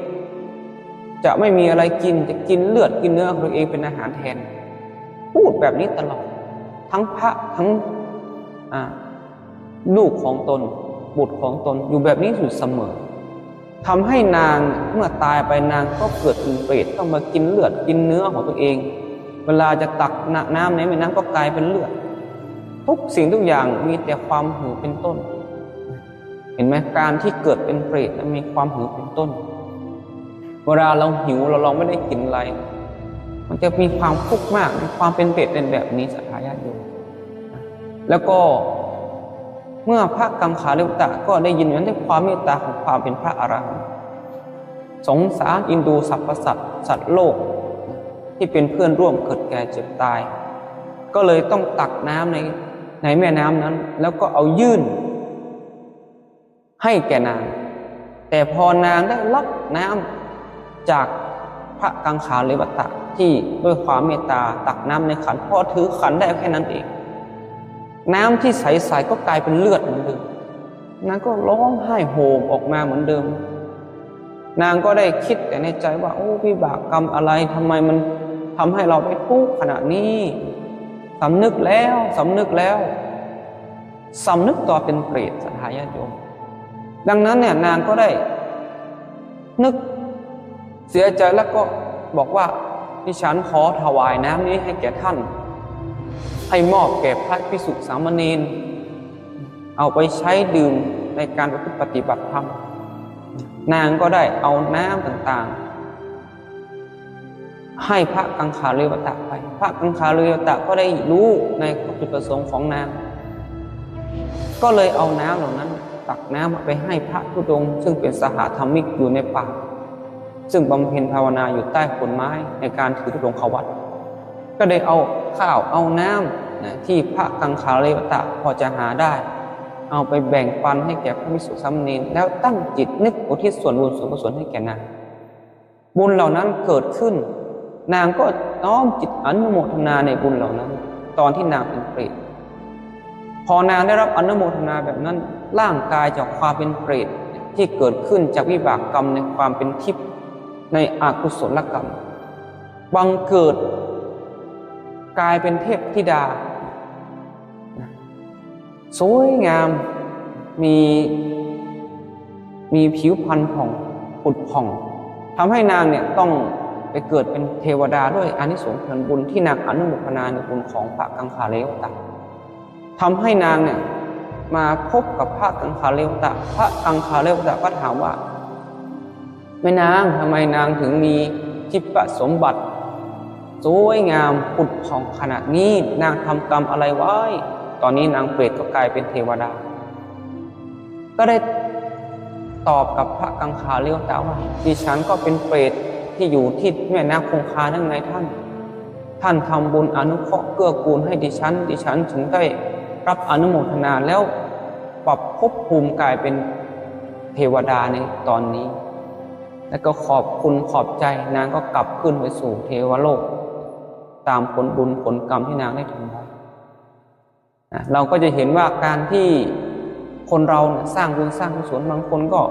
อิจฉากันบ้างบางคนก็ติชินนินทาว่าทำบุญเอาหน้าบ้างบางคนทำบุญแล้วก็ว่าคนนั้นคนนี้ทุกรูปแบบในสมัยนี้น่าไม่ต่างกับนางเป็ดคนนี้เลยนางเป็ดคนนี้มีแต่จิตใจอิจฉาริษยาตรณีให้ทานก็กลัวว่าจะหมดทำให้นางเกิดเป็นเป็ดต้องทนทุกข์ทรมาน54 ปีมนุษย์จริงๆถ้านางไม่พบกับพระกังขาเลวตะในตอนนั้นนางเองก็ไม่รอดพ้นจากความเป็นเป็ดนางก็จะเสวยกรรมอยู่นั้นเรื่อยๆไม่รู้จักจบจักสิ้นแต่นางยังโชคดีนะที่วิบากกรรมเก่าพระกังขาเลวตะเคยเป็นญาติกันมาเคยเป็นพ่อเป็นแม่กันมาจึงทำให้พระกังขาเลวตะไปอยู่ณสถานที่แห่งนั้นแล้วช่วยอุปถัมภ์เกื้อกูลส่งเคราะห์นางให้พ้นจากความเป็นเปรตได้เนี่ยเราก็จะเห็นว่าวิบากกรรมต่างๆตอนที่นางเป็นมนุษย์เนี่ยมีอายุตั้ง60-70 ปีแต่นางก็ยังไม่คิดจะให้ทานไม่ให้ทานไม่พอยังว่าคนอื่นว่าร้ายคนอื่นต่างๆนานาซึ่งเป็นลูกของตัวเองด่าว่าอะไรเนี่ยถ้าเรามองในเรื่องของเปตวัตถุเรื่องของวิบากกรรมนะที่มันมาในพระไตรปิฎกเราก็จะเห็นเลยว่าคนเราเนี่ยเวลาเราพูดอะไรไปตอนเป็นมนุษย์เนี่ยบางคนชอบสาบทสาบานบ้างบางคนชอบแช่งด่าคนอื่นบ้างบางคนชอบพูดประชดอื่นด้วยวาจาวจีแบบไหนนะเราก็จะกลับไปเกิดไปเป็นสิ่งที่เราเคยพูดแบบนั้นมันมีเยอะแยะมากมายบางคนคำความชั่วเองบางคำก็กลัวเขาจับได้ก็ขอให้ตกนรกหมกไหมจับสาปแช่งตัวเองเพื่อให้คนอื่นเขาเชื่อในสิ่งที่ตัวเองพูดทั้งที่ตัวเองก็ทำความผิดแต่ตัวเองก็รู้ตัวเองว่าทำอะไรอยู่บุคคลเหล่านี้จะต้องตายมาเกิดอย่างที่คำที่เคยอธิษฐานหรือคำที่เคยได้สาปแช่งตัวเองไว้แบบนี้มีเยอะแยะนะถ้าเราทำจริงก็ขอให้ตายไปเกิดเป็นเปรตไม่ได้ผุดไม่ได้เกิดเป็นแบบนั่นแบบนี้ให้เขาเชื่อใจแต่สุดท้ายถ้าคลามไปเกิดเป็นอย่างนั้นจริงๆอย่างเช่นนางเป็ดคนนี้เห็นไหมสาปแช่งว่าด่าให้พระภิกษุด่าว่าให้กับอุตรมนุษย์ผู้เป็นลูกของตัวเองว่าต่อไปจะได้กินแต่เลือดแต่เนื้อพอนางตายไปนางก็ได้กินแต่เลือดแต่เนื้อของตัวเองอยู่เป็นนิดความที่เกิดขึ้นใครสร้างใครทำตัวเองทำทั้งหมดไม่มีใครช่วยได้เลยสักการะนอกจากเราเองเนี่ยในสมัยนี้เนี่ยเราจะไปพึ่งหวังใครลูกเต้าเราล้านสมัยนี้ศีลธรรมเสื่อมไปมากขนาดไหนแล้วจะพากันเข้าวัดก็มีน้อยเหลือเกินจะพากันสร้างบุญสร้างกุศลก็น้อยเหลือเกินบางครั้งจะไปทำบุญทำทานก็วัดมีไม่ค่อยจะมีกินอยู่แล้วจะไปทำบุญอีกบางคนก็จะพูดแบบนี้ทำให้บุญเล็กๆน้อยๆที่เราตั้งใจทำมันทำให้เราไม่เกิดขึ้นศีลจะรักษาทำไมพูดแบบนี้ไม่ได้สุดท้ายโยมใครทำคุณงามความดีเราต้องสนับสนุนเขาต้องสนับสนุนเขาบางคนนี่เห็นเป็นเรื่องการมีทานมีศีลการสวดมนต์ภาวนาเป็นเรื่องของเล่นอาตมาเคยเห็นมาหลายคนแล้วพูดแบบไปให้ทานทำไมพระเดี๋ยวมันก็เอาไปกินไปใช้อะไรต่างๆพูดแบบดูถูกพระเจ้าพระสงฆ์มาก เยอะแยะที่อาตมาได้ยินบางครั้งก็พูดดูถูกเหยียดหยามบางครั้งก็พูดจะเป็นทำรักษาศีลทำไมเพราะว่าอะไรพระมันยังไม่มีศีลเลยจะให้ศีลเราได้ไงพูดแบบดูถูกกันมากสิ่งเราเนี่ยเราจะไปทำกับทายาทอยู่เราไม่รู้วิบากกรรมต่างๆมันจะเป็นมากมีน้อยเนี่ยมันก็อยู่ที่คุณธรรมของบุคคลที่เราได้ว่าถ้าเราไม่รู้จักพระไม่รู้จักครูบาอาจารย์ที่เขาประพฤติปฏิบัติแบบไหนเราไม่รู้เราไปว่าเขาแต่ท่านมีคุณธรรมสูงไม่ได้ศรัทธาญาติโยมอย่างเช่นเรื่องของพ่อฤาษีลิงดำอย่างที่เราพูดเรื่องของการสนทนาธรรมเนาะเรื่องของบาปบุญคุณโทษหลวงพ่อฤาษีลิงดำเนี่ยในครั้งก่อนเนี่ยที่ท่านยังมีชีวิตอยู่ในวัดท่าซุงเนี่ยท่านจะเป็นเถระพระเถระที่ทรงอภิญญาท่านสามารถยังรู้อดีตชาติแล้วก็รู้ในสิ่งต่างๆสอนในเรื่องของบาปบุญคุณโทษและโลกสวรรค์ในครั้งนั้นเนี่ยครูบาบุญชุ่มเนี่ยท่านอายุน้อยท่านยังเป็นสามเณรไปกราบหลวงพ่อฤาษีลิงดำช่วงนั้นหลวงพ่อฤาษีลิงดำดังมีคนรู้จักเยอะเหมือนหลวงปู่ศิลาในปัจจุบันนี้แหละไปกราบหลวงพ่อแล้วก็มีญาติโยมที่เป็นลูกศิษย์ของท่านติชินดินทาว่าร้ายให้แก่สามเณรน้อยรูปนั้นซึ่งเป็นครูบาบุญชุ่มในปัจจุบันด่าคิดว่าสามเณรรูปนี้มันทำตัวอย่างงุ่นอย่างนี้เข่งคัดดูอย่างนั้นอย่างนี้ตัวเองยังเล็กอยู่ยังตัวน้อยอยู่พูดจากับเนรรูปนั้นไม่สำรวมเลยพูดเหมือนพูดแบบเป็นเพื่อนกันพูดเหมือนดูถูกเนรรูปนั้นมากหลวงพ่อได้ยินอย่างนั้นพ่อก็พูดว่าจะไปพูดเล่นพูดอะไรกับสามเณรรูปนั้นนะจะตกนรกไม่รู้เรื่องหลวงพ่อนี่พูดออกมาให้อุทานให้ได้ยินจะตกนรกไม่รู้เรื่องสามเณรรูปนั้นน่ะได้ฌานสมาบัติตั้งแต่เป็นสามเณรฌานสมาบัติเนี่ยสูงเป็นฌานที่สามารถที่จะคนที่ว่าร้ายพูดร้ายกับคนที่มีฌานตกนรกคูณ2คูณ3นะศรัทธาญาติโยมนะเพราะว่าท่านเนี่ยจิตท่านสูงกว่าเราถึงแม้ว่าร่างกายของท่านจะเป็นสามเณรอายุท่านจะน้อยกว่าก็ตามแต่คุณธรรมของสามเณรรูปนั้นสูงกว่าความเป็นบุตุชนอย่างเราอีกเพราะว่าอะไรเราไปว่าให้ท่านแต่ท่านศีลท่านก็บริสุทธิ์ฌานท่านก็มีจิตท่านสูงกว่าเราเหมือนกับเราไปด่าพรหมชั้นพรหมด่าคนที่มีจิตเป็นพรหมเป็นพระพรหมอยู่แต่เราจิตของเรายังเป็นสัตว์เดรัจฉานอยู่จิตของเรายังเป็นเปรตอยู่ยังมีความโลภอยู่ยังมีความโกรธอยู่ศีล5ของเรายังรักษาไม่ครบเลยแต่เราไปว่าไปด่าแล้วก็ผิดศีลข้อ4ไปด่าท่านพ่อยังบอกว่าตกนะอเวจีมหาโลกไม่รู้เรื่องเลยตั้งแต่นั้นมานะครูบาบุญชุ่มพ่อเป็นที่รู้จักกันนะเยอะแยะมากมายแต่ท่านก็จะมาเพื่อประพฤติปฏิบัติธรรมแค่นั้นท่านก็อยู่ในถ้ำในป่าในเขาช่วยเหลือชาวบ้านนะตามที่ท่านจะทำได้นั่นท่านก็มีบุญบารมีของท่านตั้งแต่เป็นสามเณรดังนั้นเนี่ยการที่เราจะไปว่าใครที่เขาทำคุณงามความดีไม่ว่าเรื่องของทานก็ดี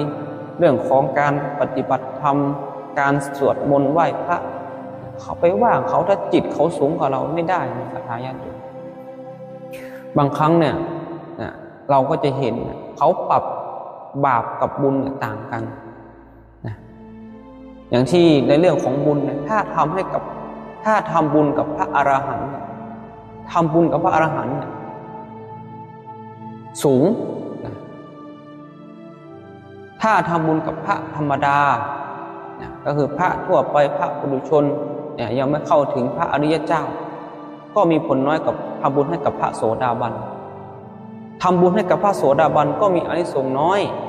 กว่าพระสกทาคามีทำบุญให้กับพระอริยเจ้าชั้นพระสกทาคามีก็น้อยกว่าพระอนาคามีทำบุญให้กับพระอนาคามีก็มีอานิสงส์น้อยกว่าพระอรหันต์เนี่ยเขาก็จะเปรียบเทียบไปแบบนี้แต่ใครทำบาปบุญกับพระอรหันต์ก็มีอานิสงส์สูงที่สุดอาจจะ3 วัน 7 วัน มีผลทำให้เล่ารวยไม่รู้เรื่องเลยก็มีและก็คนที่ทำบาปกับพระอรหันต์กับพระท่านที่พระอาจารย์ได้พูดเมื่อกี้พระโสดาบันพระสกทาคามีพระอนาคามีพระอรหันต์ก็มีวิบากกรรมที่หนักเหมือนกันไม่น้อยในศรัทธาญาติโยมนี่คือสิ่งที่เราควรระวังมากๆเพราะว่าอะไรถ้าเราทำบาปกับพ่อแม่ครูบาอาจารย์มันก็น้อยกว่าพระอรหันต์น้อยกว่าหรือพอๆกับพระอรหันต์พ่อแม่ก็เปรียบเป็นพระอรหันต์ด้วยดังนั้นเนี่ยการที่เราไปว่าไปพูดอะไรต่างๆกับคนที่มีพระคุณสูงมีคุณธรรมสูงอย่าไปพูดดังนั้นเนี่ยมันไม่คุ้มค่าอะไรอย่างนางเปรตผู้นี้เห็นไหมแม้แต่นางมีชีวิตทั้งชีวิตนางไม่เคยทำบุญนางเอาแต่วาจาไปว่านินทาติชินนินทาคนอื่นกับคนที่เขาทำคุณงามความดีนางยังเกิดเป็นเปรตตั้ง55 ปี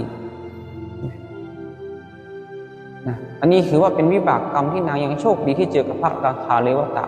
ท่านได้อุทิศบุญและอนุโมทนาถึงรอดพ้นได้แต่หากว่านางเนี่ย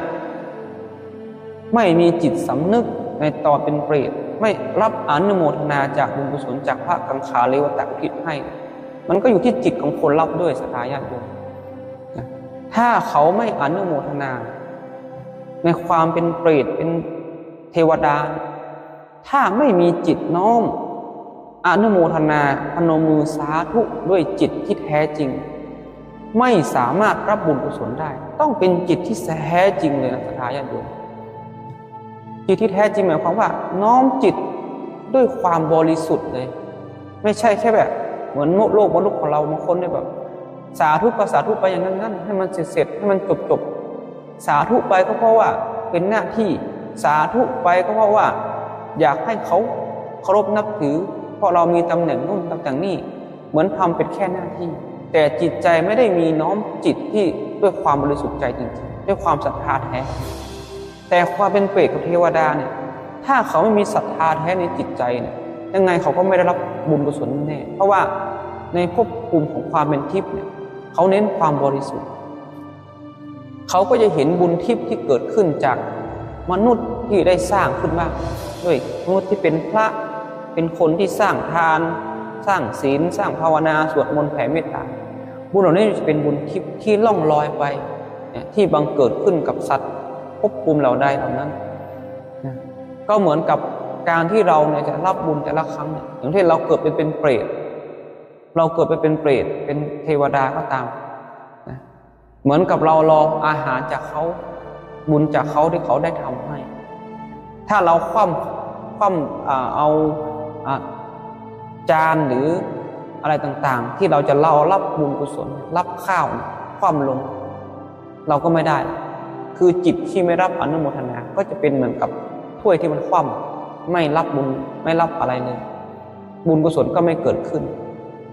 แต่ถ้าเรารับอนุโมทนาในจิตใจเราต้องการจริงๆเราก็ต้องหงายสิ่งเหล่านั้นเพื่อรองรับบุญรับกุศลที่เราตั้งใจ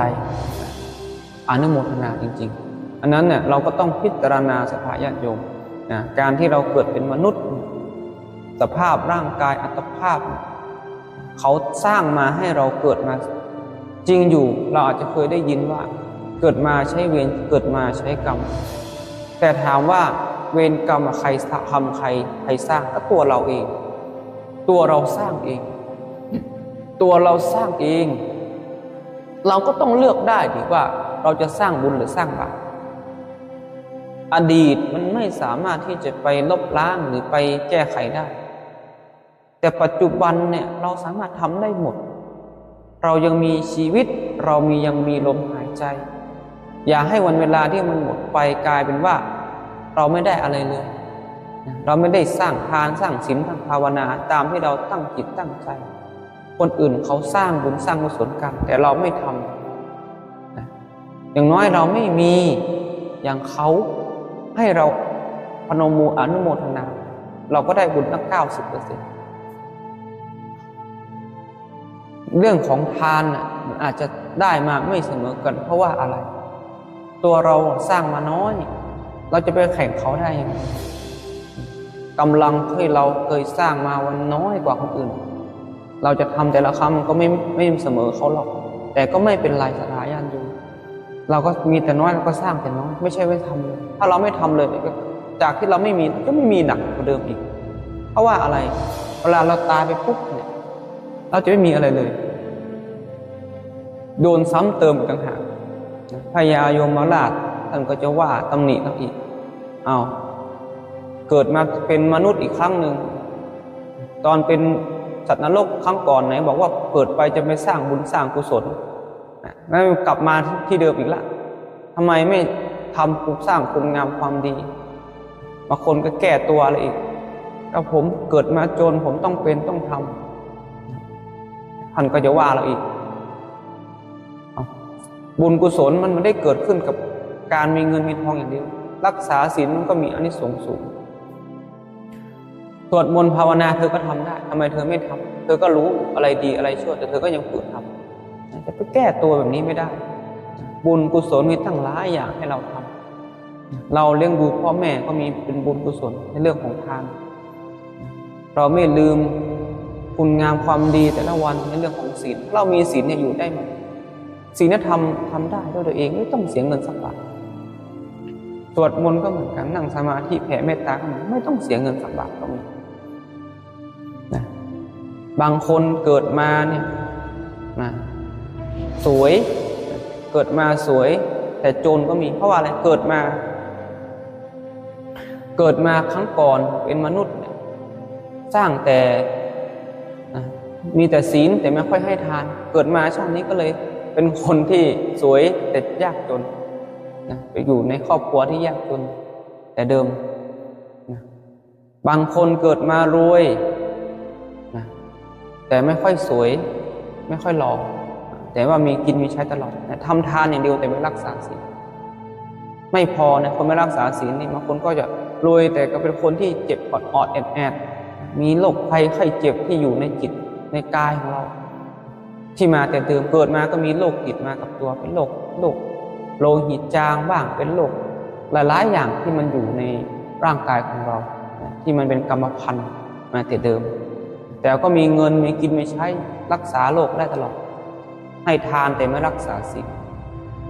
บางคนให้ทานรักษาศีลเจริญภาวนาด้วย3อย่างครบเกิดมาชาตินี้ทั้งรวยทั้งสวยและมีปัญญาดีเราก็จะเห็นบางคนนี่เกิดมายิ่งพ่อแม่เกิดมามีทรัพย์สินเป็นทุนอยู่แล้วเกิดมาก็ยังสร้างทรัพย์สินของพ่อแม่เพิ่มพูนขึ้นอีกเป็นใช้สมองใช้ความสามารถของตัวเองเป็นคนมีสติปัญญาแต่คนเหล่านี้ทุกสิ่งทุกอย่างมันไม่แน่ไม่นอนเกิดมาชาตินี้เรามาเสวยวิบากกรรมทั้งดีและชั่วเอามาชดใช้ซึ่งวิบากกรรมมาใช้บุญใช้บาปในสิ่งที่เราได้เคยทำแต่สิ่งที่มันจะทำให้เรามีตลอดคือเราเติมบุญตลอดสร้างบุญสร้างกุศลอยู่ตลอดไม่ยอมลดไม่ยอมละไอ้ความดีเราเกิดมามีแต่เราก็ยังทำดีต่อสร้างต่อทำต่อไม่ใช่เราเกิดมามีมากแต่เราก็ประมาทในชีวิตใช้ไปเลื่อยเปยไม่สร้างบุญไม่สร้างทานก็เหมือนกับเรากินบุญเก่าอยู่ทุกวันหมดไปทุกวันไม่เหลืออะไรก็ตามที่อยู่ในที่เราเคยสร้างไว้มันก็เหมือนเรากินบุญเก่าหมดไปเรื่อยๆไม่หาเพิ่มมันก็เหมือนกับเราใช้ชีวิตไปวันๆเพื่อใช้ผลบุญที่เราเคยทำไปจนหมดวันใดที่มันหมดเราก็หมดบุญแล้วก็เราก็ต้องล่วงลับดับไปสู่ภพภูมิที่ต่ำกว่าความเป็นมนุษย์แล้วก็ถ้าเราเกิดมาแบบไหนก็ไม่รู้สุดท้ายพวกเรานี่เกิดมาไม่เหมือนกันดังนั้นคนเราเกิดมาเราก็ต้องสร้างความดีให้มันมากอย่าไปคิดน้อยอกน้อยใจอย่าไปคิดน้อยอกน้อยใจเราเองเนี่ยโชคดีขนาดไหนแล้วโชคดีกว่าสัตว์ทั้งหลายเวลาเราทุกข์เราท้อให้เรามองคนที่เขาลำบากกว่าเราคนที่ บางคนเนี่ยอย่างคนขอทานเขาพิการ เขายังไม่ยอดท้อเขาไม่มีแขนเขาก็ยังก้มหน้าก้มตาหาเงินหาทองไว้กินไว้ใช้บางคนตาบอดก็ยังทำงานได้ไปร้องเพลงดนตรีคนตาบอดไรเยอะแยะศรัทธาญาติโยมเขาก็ยังสู้แขนด้วนขาด้วนเขาก็ยังไปขายหวยเขายังไม่ยอมแพ้ชีวิตเขาก็ยังได้เงินมาเขายังสร้างบุญสร้างกุศลต่อเพราะเขารู้ว่าเขาเกิดมาชาตินี้เขามีกรรมแล้วก็ต้องทำดีหนีกรรมชั่วให้มันมากทำดีให้มันมากขึ้นเพราะว่าที่ติดตามเรามาให้เราพิจารณาดูที่เราเป็นแบบนี้เพราะเรามีกรรมติดกับเรามาเราก็ต้องมาชดใช้ด้วยตนเองทั้งกรรมวิบากกรรมดีและกรรมชั่วถ้ากรรมชั่วเรามากเราก็มีทุกข์กว่าคนอื่นมากนะแต่เราก็จะต้องมีสติมากกว่าคนอื่นว่าทำไมเราเป็นแบบนี้เราเป็นแบบนี้เราก็ต้องสร้างความดีให้มันเพิ่มขึ้นอย่าปล่อยให้ชีวิตมันเป็นไปตามกรรมนะเป็นไปตามกรรมเฉพาะเรื่องของวิบากกรรมก็พอแต่เรื่องของคุณงามความดีเราต้องสร้างเพิ่มขึ้นมีน้อยก็ทำน้อยทำตามที่เราจะทำได้สร้างทานศีลภาวนาอยู่ทุกวันสู้กับวิบากกรรมอยู่ทุกวันเราจะไปท้อถอยเรามีมือมีเท้าบางคนมีมือมีเท้าอะไรที่ไม่สมดั่งใจอาจจะผิดหวังในชีวิตในการอาชีพการงานต่างๆล้มละลายบ้างให้มองมือตัวเองว่าเรายังมีสองมือที่เรายังดีกว่าเขาเวลาดูอย่างคนพิการมือสองข้างเวลาเขาจะทำอะไรเขาไม่มีแต่มือจะทำงานเหมือนกับเราแต่ตัวเราเองเนี่ยหมดทุกอย่างแต่เรายังมีมือมีทุกสิ่งทุกอย่างที่มันสมบูรณ์เพียบพร้อมให้เรานึกแบบนี้ดีกว่ามันจะได้เป็นกำลังใจเพื่อจะสู้มันต่อไปได้ที่เราเจออะไรแบบนี้ก็เพราะว่าวิบากกรรมเก่ามันส่งผลถ้าเราทุกข์ในปัจจุบันศรัทธาญาติโยมเพราะว่าเราทำบาปเองเราทำบาปมาเองเราก็ต้องตามชดใช้บางคนบางทั้งที่ทำคุณงามความดีอยู่เสมอแต่ก็ยังไม่ได้ดีก็มีเยอะแต่ก็ไม่เป็นไรมันถือว่ามันเป็นวิบากกรรมที่เราต้องชดใช้ก็ชดใช้เข้าไปแต่ให้ตั้งมั่นในซึ่งคุณงามความดีวันใดวันหนึ่งวิบากกรรมความชั่วที่เราทำไว้แต่ในอดีตมันหมดลงมันให้ผลหมดลงมันก็จะทำให้ชีวิตเราดีขึ้นเรื่อยๆเป็นลำดับเหมือนกับการที่เราพยายามชดใช้หนี้สินต่างๆให้มันหมดวันใดวันหนึ่งถ้าหนี้สินมันหมดมันก็ทำให้เราสบายใจเงินที่เราจะมาจ่ายหนี้ต่อไปมันกลายเป็นเงินเก็บเป็นเหมือนกับบุญกุศลที่มันสะสมไว้เพิ่มแทนกับหนี้ที่เราจ่ายหมดแล้วมันก็มีความสุขกายสบายใจทำอะไรมันก็มีความไม่ทุกข์ร้อนใจอะไรเนี่ยดังนั้นเนี่ยก็เป็นสิ่งที่เราไว้พิจารณาบุญกุศลมาทำให้มันมากทำไปเรื่อยๆในเมื่อเราทานเราไม่มีโอกาสทำเหมือนกับเขามากทำตามที่เราจะทำได้มีเท่าไหร่มันก็ทำได้อยู่ที่จิตใจของเรานี่บุญอยู่ที่จิตใจของเราถ้าเราจะทำมันทำได้หมดมันไม่ได้อยู่ที่ใครจะมีศีลนะใครจะบังคับเราให้ทำดีทำชั่วได้ตัวอยู่ที่ตัวเราเอง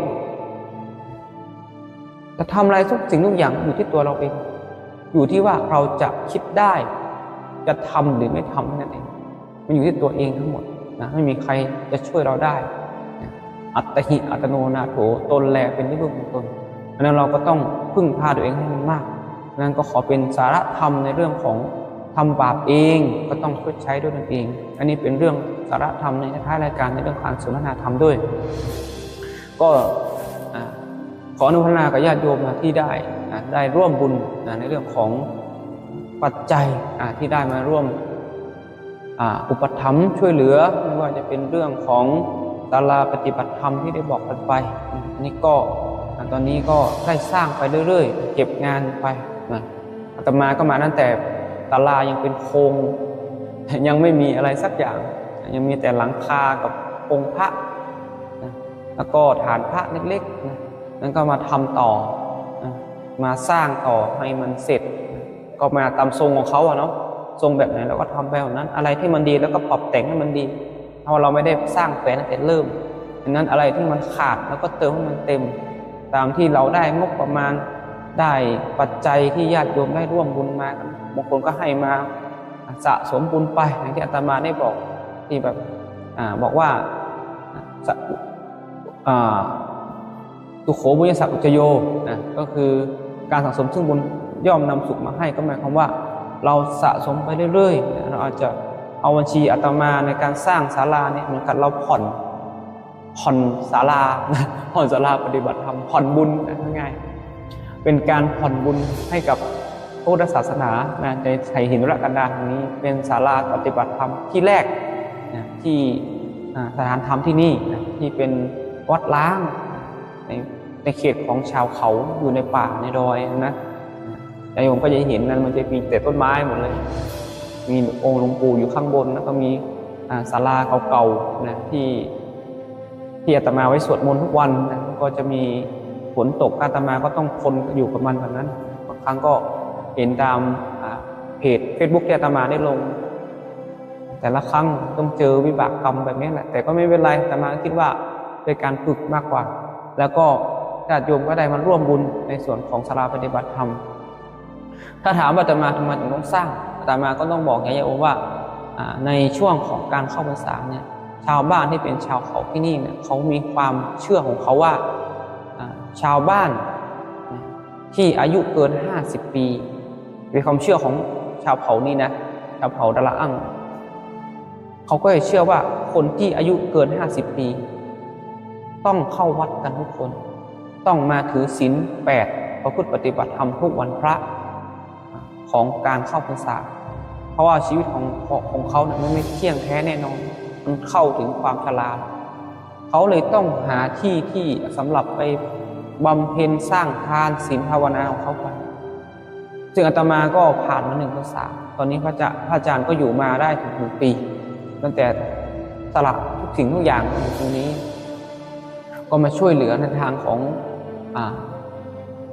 วัดธรรมจริยห้วยปงแห่งนี้ซึ่งก็เป็นวัดล้างแต่เดิมคนก็ทิ้งไม่มาช่วยเหลือดูแลก็เนื่องเพราะว่าที่นี่ไม่มีกิจนิมนต์ไม่มีกิจนิมนต์สำหรับให้พระในการไปได้ปัจจัย4มาช่วยบำรุงญาติโยมไม่มีกำลังในการอุปถัมภ์ค้ำชูในเรื่องของค่าไฟฟ้าอาตมาก็ต้องบอกบุญญาติโยมในการช่วยเหลือไม่มีปัจจัยในการซื้ออุปกรณ์ต่างๆใช้ในการทำความสะอาดต่างๆที่อาตมาต้องบอกบุญไปในทุกวันไม่มีปัจจัยในการช่วยในเรื่องของภัตตาหารอะไรต่างๆแต่เขาก็ได้ข้าวอะไรต่างๆที่เป็นของชาวเขามักฉันอันนี้ก็เป็นสิ่งที่อาตมาเจอมันทำให้บีบความเป็นอยู่ของพระมันลดลง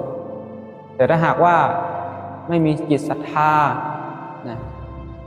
ไม่สลักก็คงอยู่ที่นี่ยากดังนั้นก็ปล่อยให้ล้างไปอย่างนี้ไปเรื่อยๆอาตมาเห็นสภาพวัดอาตมาก็เลยน้อมจิตว่าอาตมาอธิษฐานว่าอาตมาจะช่วยอยู่ที่นี่ดูแลที่นี่บูรณะที่นี่ให้มันดีสงสารญาติโยมที่เขาเป็นศาสนาพุทธเขาต้องการที่จะเข้าวัดมาเพื่อปฏิบัติธรรมแต่ไม่มีพระอยู่ไม่มีพระคอยสอนคอยแนะนำเราก็เข้าไปอยู่ช่วยเหลือดูแลตอนนี้ก็สร้างศาลาไปตอนแรกก็จะสร้างโล่งแต่มันโล่งไม่ได้พระโยมที่ป่าที่ดอยมีแต่ลมมีแต่ฝนมาทีหนึ่งนี่เรามีลมด้วยนี่อยู่ไม่ได้อยู่ในศาลาก็เปียก อยู่ในศาลาก็เปียกอาตมาก็เลยต้องทำมีหน้ากระจกหน้าต่างปิดให้มันมิดชิดไม่งั้นนี่จะอยู่ยากนะเพราะว่าเขาต้องใช้อาศัยศาลานั้นไว้สำหรับนอนจำวัดด้วยนอน1 คืน 1 วันในการถือศีล8ดังนั้นอาตมาก็เลยต้องสร้างไปเรื่อยๆตอนนี้ก็มีความหนักใจอยู่เรื่องหนึ่งก็คือตอนนี้ก็ติดฝ้าใกล้จะเสร็จแล้วแต่ช่างก็บอกว่าถ้าจะทาสีรอบศาลาบ้างอะไรต่างๆเก็บงานต่างๆเขาก็อยากได้อีก 15,000 บาทในส่วนนี้ในการรับเหมาอีกรอบนึงในส่วนของการเก็บงานทาสีทั้งหลังค่าอุปกรณ์ด้วย ค่าช่างด้วยแต่อาตมาก็บอกว่าเดี๋ยวขอดูก่อนวันนี้งบประมาณในส่วนของจะทาสีมันมีน้อยจริงๆไม่สามารถจะทาสีให้เสร็จได้ก็เลยยื้อให้เขาประมาณขอยื้อได้ไหมสัก1 เดือน 2 เดือนได้ไหมยื้อให้เขาไว้ก่อนแต่เขาก็บอกว่าเดี๋ยวเขาก็จะไปที่อื่นแล้วหมายความว่าช่างเขาจะไปทำงานที่อื่นเขาจะไม่รอเราแล้วแหละอาตมาก็เลยบอกว่าเดี๋ยวเอาไว้ก่อนนะถ้ามีญาติโยมจะมาร่วมสมทบในส่วนของทาสีศาลาปฏิบัติธรรมนี่ก็จะแจ้งไปอีกทีถ้ามันไม่ได้ก็ไม่เป็นไรก็ปล่อยไปแบบนี้นะรอเงินครบแล้วค่อยว่าอีกทีนะอันนี้ก็ยอมที่แบบนะไม่อยากจะเป็นหนี้ด้วยอาตมาก็ไม่อยากเป็นหนี้กับช่างด้วยนะถ้ามันมีเราก็ทำไปแต่ถ้าไม่มีเราก็หยุดนะก็ต้องคุยกันเมื่อกี้นี่เองเนาะว่าเขาก็บอกว่าเขาก็ไม่รู้ว่าเขาจะได้มาอีกไหมว่ามันไกลบ้านเขาอยู่คนละอำเภอนั้นก็เลยบอกกับญาติโยมว่าถ้าญาติโยมจะสนับสนุนหรือช่วยเหลือในเรื่องของการทาสีศาลาให้มันเสร็จตอนนี้ก็เขาก็ขอประมาณ 15,000 บาทรับเหมาทาสีศาลาทั้งหลังอันนี้ก็ทั้งค่าสีค่าคนค่าช่างด้วยอันนี้ก็เขาก็ขอมาในส่วนนี้ก็ประมาณ 15,000 บาทอันนี้ก็บอกบุญกันไปเนาะแต่มาก็ไม่ได้รับปากอะไรกับเขามันมากถ้าเขาจะทำเราก็ต้องมีเงินให้เขามีหัวใจให้เขาอันนี้ก็ทำไปเรื่อยๆดังนั้นอาตมาก็ไม่อยากเป็นหนี้ดังนั้นก็บอกกับญาติโยมไว้อันนี้ก็เป็นส่วนที่เป็นงานส่วนรวมนะอาตมาไม่ได้สร้างเพื่ออาตมาจะมา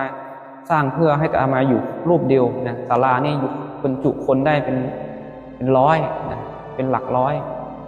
200ได้นั้นอาตมาก็เห็นว่าในเมื่อมันใกล้เข้าพรรษาอาตมามีความตั้งใจอยากให้มันเสร็จนะอย่างน้อยให้มีสีสันให้มันดีขึ้นให้มันน่าอยู่นะหน้าเขาเรียกว่าอภิรมย์นะเวลาปฏิบัติธรรมดูศาลาแล้วมันแบบมันดีกว่าที่อื่นมันดีกว่าที่เคยเป็นมามันก็โอเคอันนี้ก็ใกล้เข้าพรรษามาอีกเดือนกว่าเราก็ต่อรองกับเขาไว้ยื้อเขาไว้กลัวเขาไปแล้วไม่มีใครถ้าที่นี่หาช่างยากเหลือเกินศรัทธาญาติโยมช่างบางคนก็เป็นช่างชาวเผ่าทำงานออกมาแล้วเราก็ปวดหัวเลยบางครั้งหาช่างดีๆนะเราก็ทั้งช่างดีๆก็มีงานเยอะจะมาที่เราก็มาไม่สะดวกเขาก็มาช่วยงานเราก็ต้องอนุโมทนากับเขาก็ช่วยเราเยอะเหมือนกันอะไรที่ดีเขาก็คอยเสริมคอยแต่งช่วยเหลือเราไปอันนี้เป็นส่วนของช่างที่รู้จักกันนั้นก็เป็นส่วนที่เราก็คงเข้าใจเนาะบางอย่างมันก็ต้องมีค่าใช้จ่ายก็ทำเพื่อพุทธศาสนานี่แหละไม่ได้ทำให้ตัวเองแล้วศาลานี้ก็จะเป็นศาลาที่จะอยู่ตรงนี้ไปนะต่อให้อาตมาไม่อยู่ที่นี่ต่อให้อาตมาอยู่ที่อื่นศาลานี้ก็ยังเป็นที่สำหรับปฏิบัติธรรมเพราะเมื่อก่อนอาตมาไม่อยู่เขาก็ยังมีศาลาตรงนั้นแหละไว้สวดมนต์ทำวัดของเขาฝนตกก็นอนทนนอนอาตมาเห็นกับตานะฝนตกก็ทนนอนอย่างนั้นแหละอยู่ในศาลาที่ไม่มีที่มุ้งที่บังมีแต่หลังคาไม่มีกระจกหน้าต่างอะไรสักอย่างไม่มีประตูฝนสะก็นอนไปอย่างนั้นแหละเอาเต็นท์มากางก็ไม่ค่อยมีเงินจะซื้ออีกแล้วก็ทำแบบนี้ด้วยความศรัทธานะคนเราก็ทำแบบนั้นอยู่แบบนั้นได้นั้นเราก็เข้าใจเขานั้นก็เลยบอกบุญในเรื่องของศาลาปฏิบัติทำไปตลอดไปทำจนเสร็จนั่นแหละนะทำอะไรแค่ไหนเท่าแค่นั้นนะนี่ก็เป็นส่วนที่อาตมาได้บอกบุญในเรื่องของศาลาปฏิบัติธรรมตอนนี้ก็เป็นปีแล้วนะแต่ก็มันใช้งบเยอะนะดังนั้นก็เจริญพรบอกญาติโยมไว้ประมาณนี้แล้วก็ที่ผ่านมาที่ว่าอาตมาก็ได้บอกบุญในส่วนของไม้กวาดเขาขี้ทำความสะอาดต่างๆให้แก่ญาติโยมผู้มีจิตศรัทธาประจำทุกวันพระอันนี้ก็จะบอกไปทุกวันพระในส่วนของอุปกรณ์ต่างๆที่มันต้องใช้มันต้องมีศรัทธาญาติโยมเนาะวัดวาอารามไม่มีไม้กวาดไม่มีไม้กวาดแข็งไม่มีไม้กวาดดอกหญ้าไม่มีที่ตักไม่มีจอบไว้ถากถางหญ้ามันก็ทำอะไรไม่ได้นะมีแต่กำลังแต่ไม่มีอุปกรณ์ไม่รู้จะทำยังไงจริงๆอันนั้นก็เลยต้องบอกบุญญาติโยมไปตามกำลังเวลาเด็กขึ้นวัดทำงานที่วัดพระอาจารย์ก็จะได้บอกเขาหรือเด็กๆหรือคนที่เขามาช่วยวัดเขาก็จะมีอุปกรณ์ในการกวาดวันทำความสะอาดในพื้นที่นั้นถึงแม้วัดวาอารามมันอาจจะ ไม่มีเด่นเหมือนคนอื่นไม่มีศาลาวิหารดีๆเหมือนคนอื่นเพราะมันกำลังเป็นวัดที่กำลังพัฒนากำลังจะสร้างกำลังจะทำแต่สิ่งที่เราควรมีคือการที่ต้องช่วยกันรักษาความสะอาดการทำความสะอาดก็ต้องมีสิ่งเหล่านี้อานิสงส์เหล่านี้ที่ญาติโยมได้ช่วยกันทำในเรื่องของอุปกรณ์ในการทำความสะอาดให้ความราบรื่นสิ่งที่จะเกิดอานิสงส์เหล่านี้ก็ทำให้ญาติโยมราบรื่นทำอะไรก็จะมีแต่ความราบรื่นมีความราบรื่นสิ่งต่างๆก็จะมีความลื่นไหลทั้งเรื่องของหน้าที่การงานราบรื่นเรื่องของทรัพย์สินเงินทองที่มันจะไหลมาเทมาปัดกวาดในสิ่งที่ไม่ดีไม่ว่าจะเป็นสรรพทุกข์สรรพโศกสรรพโลกสรรพภัยสรรพเคราะห์ทั้งหลายเพราะว่าไม้กวาดแล้วก็ไม้ถูต่างๆที่เราบอกบุญให้ญาติโยมไปมันก็เป็นที่ชำระล้างความสกปรกต่างๆในห้องน้ำบ้างห้องน้ำวัดในลานวัดในศาลาในกุฏิต่างๆของพระเนี่ยของผู้ที่มาประพฤติปฏิบัติธรรมที่มาสวดมนต์กันทุกวันเพราะอาตมาเนี่ยวัดอาตมานี่จะสวดมนต์ทุกวันช่วงเช้าช่วงเย็นก็จะมีการลงวิหารวิหารที่วิหารเก่าๆล้าวเสาล้าวนี่ก็อยู่ไปอย่างนั้นแหละเนาะเราก็อะไรที่เรารักษาได้เราก็รักษาดูแลกันไปตามที่เราจะทำได้ขออนุโมทนากับญาติโยมด้วยนะอานิสงส์นี้ก็จะเกิดกับญาติโยมที่อาตมาได้พูดเมื่อกี้ดังนั้นก็ขออนุโมทนากับคนทุกท่านนะที่ได้ร่วมอุปถัมภ์ในเรื่องของทุกสิ่งทุกอย่างนะไม่ว่าจะเป็นน้ำปานะภัตตาหารศาลาปฏิบัติธรรมหลายๆอย่างที่อาตมาได้บอกไปอันนี้เราก็ทำจริงๆไม่ว่าจะเป็นส่วนของทุนการศึกษานะซึ่งอาตมาก็ได้ทำไปแล้วเพราะว่าอาตมาไปเป็นครูพระสอนศีลธรรมช่วยเหลือช่วยสอนศีลธรรมให้แก่เด็กชาวเขาซึ่งเป็นชาวเขา5 ชนเผ่าอันนั้นเนี่ยเด็กบางคนเนี่ยติดหนี้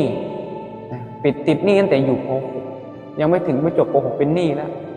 ติดหนี้ในเรื่องของค่าบำรุงการศึกษาเพราะต้องจ่ายให้เขาหัวละ560 บาท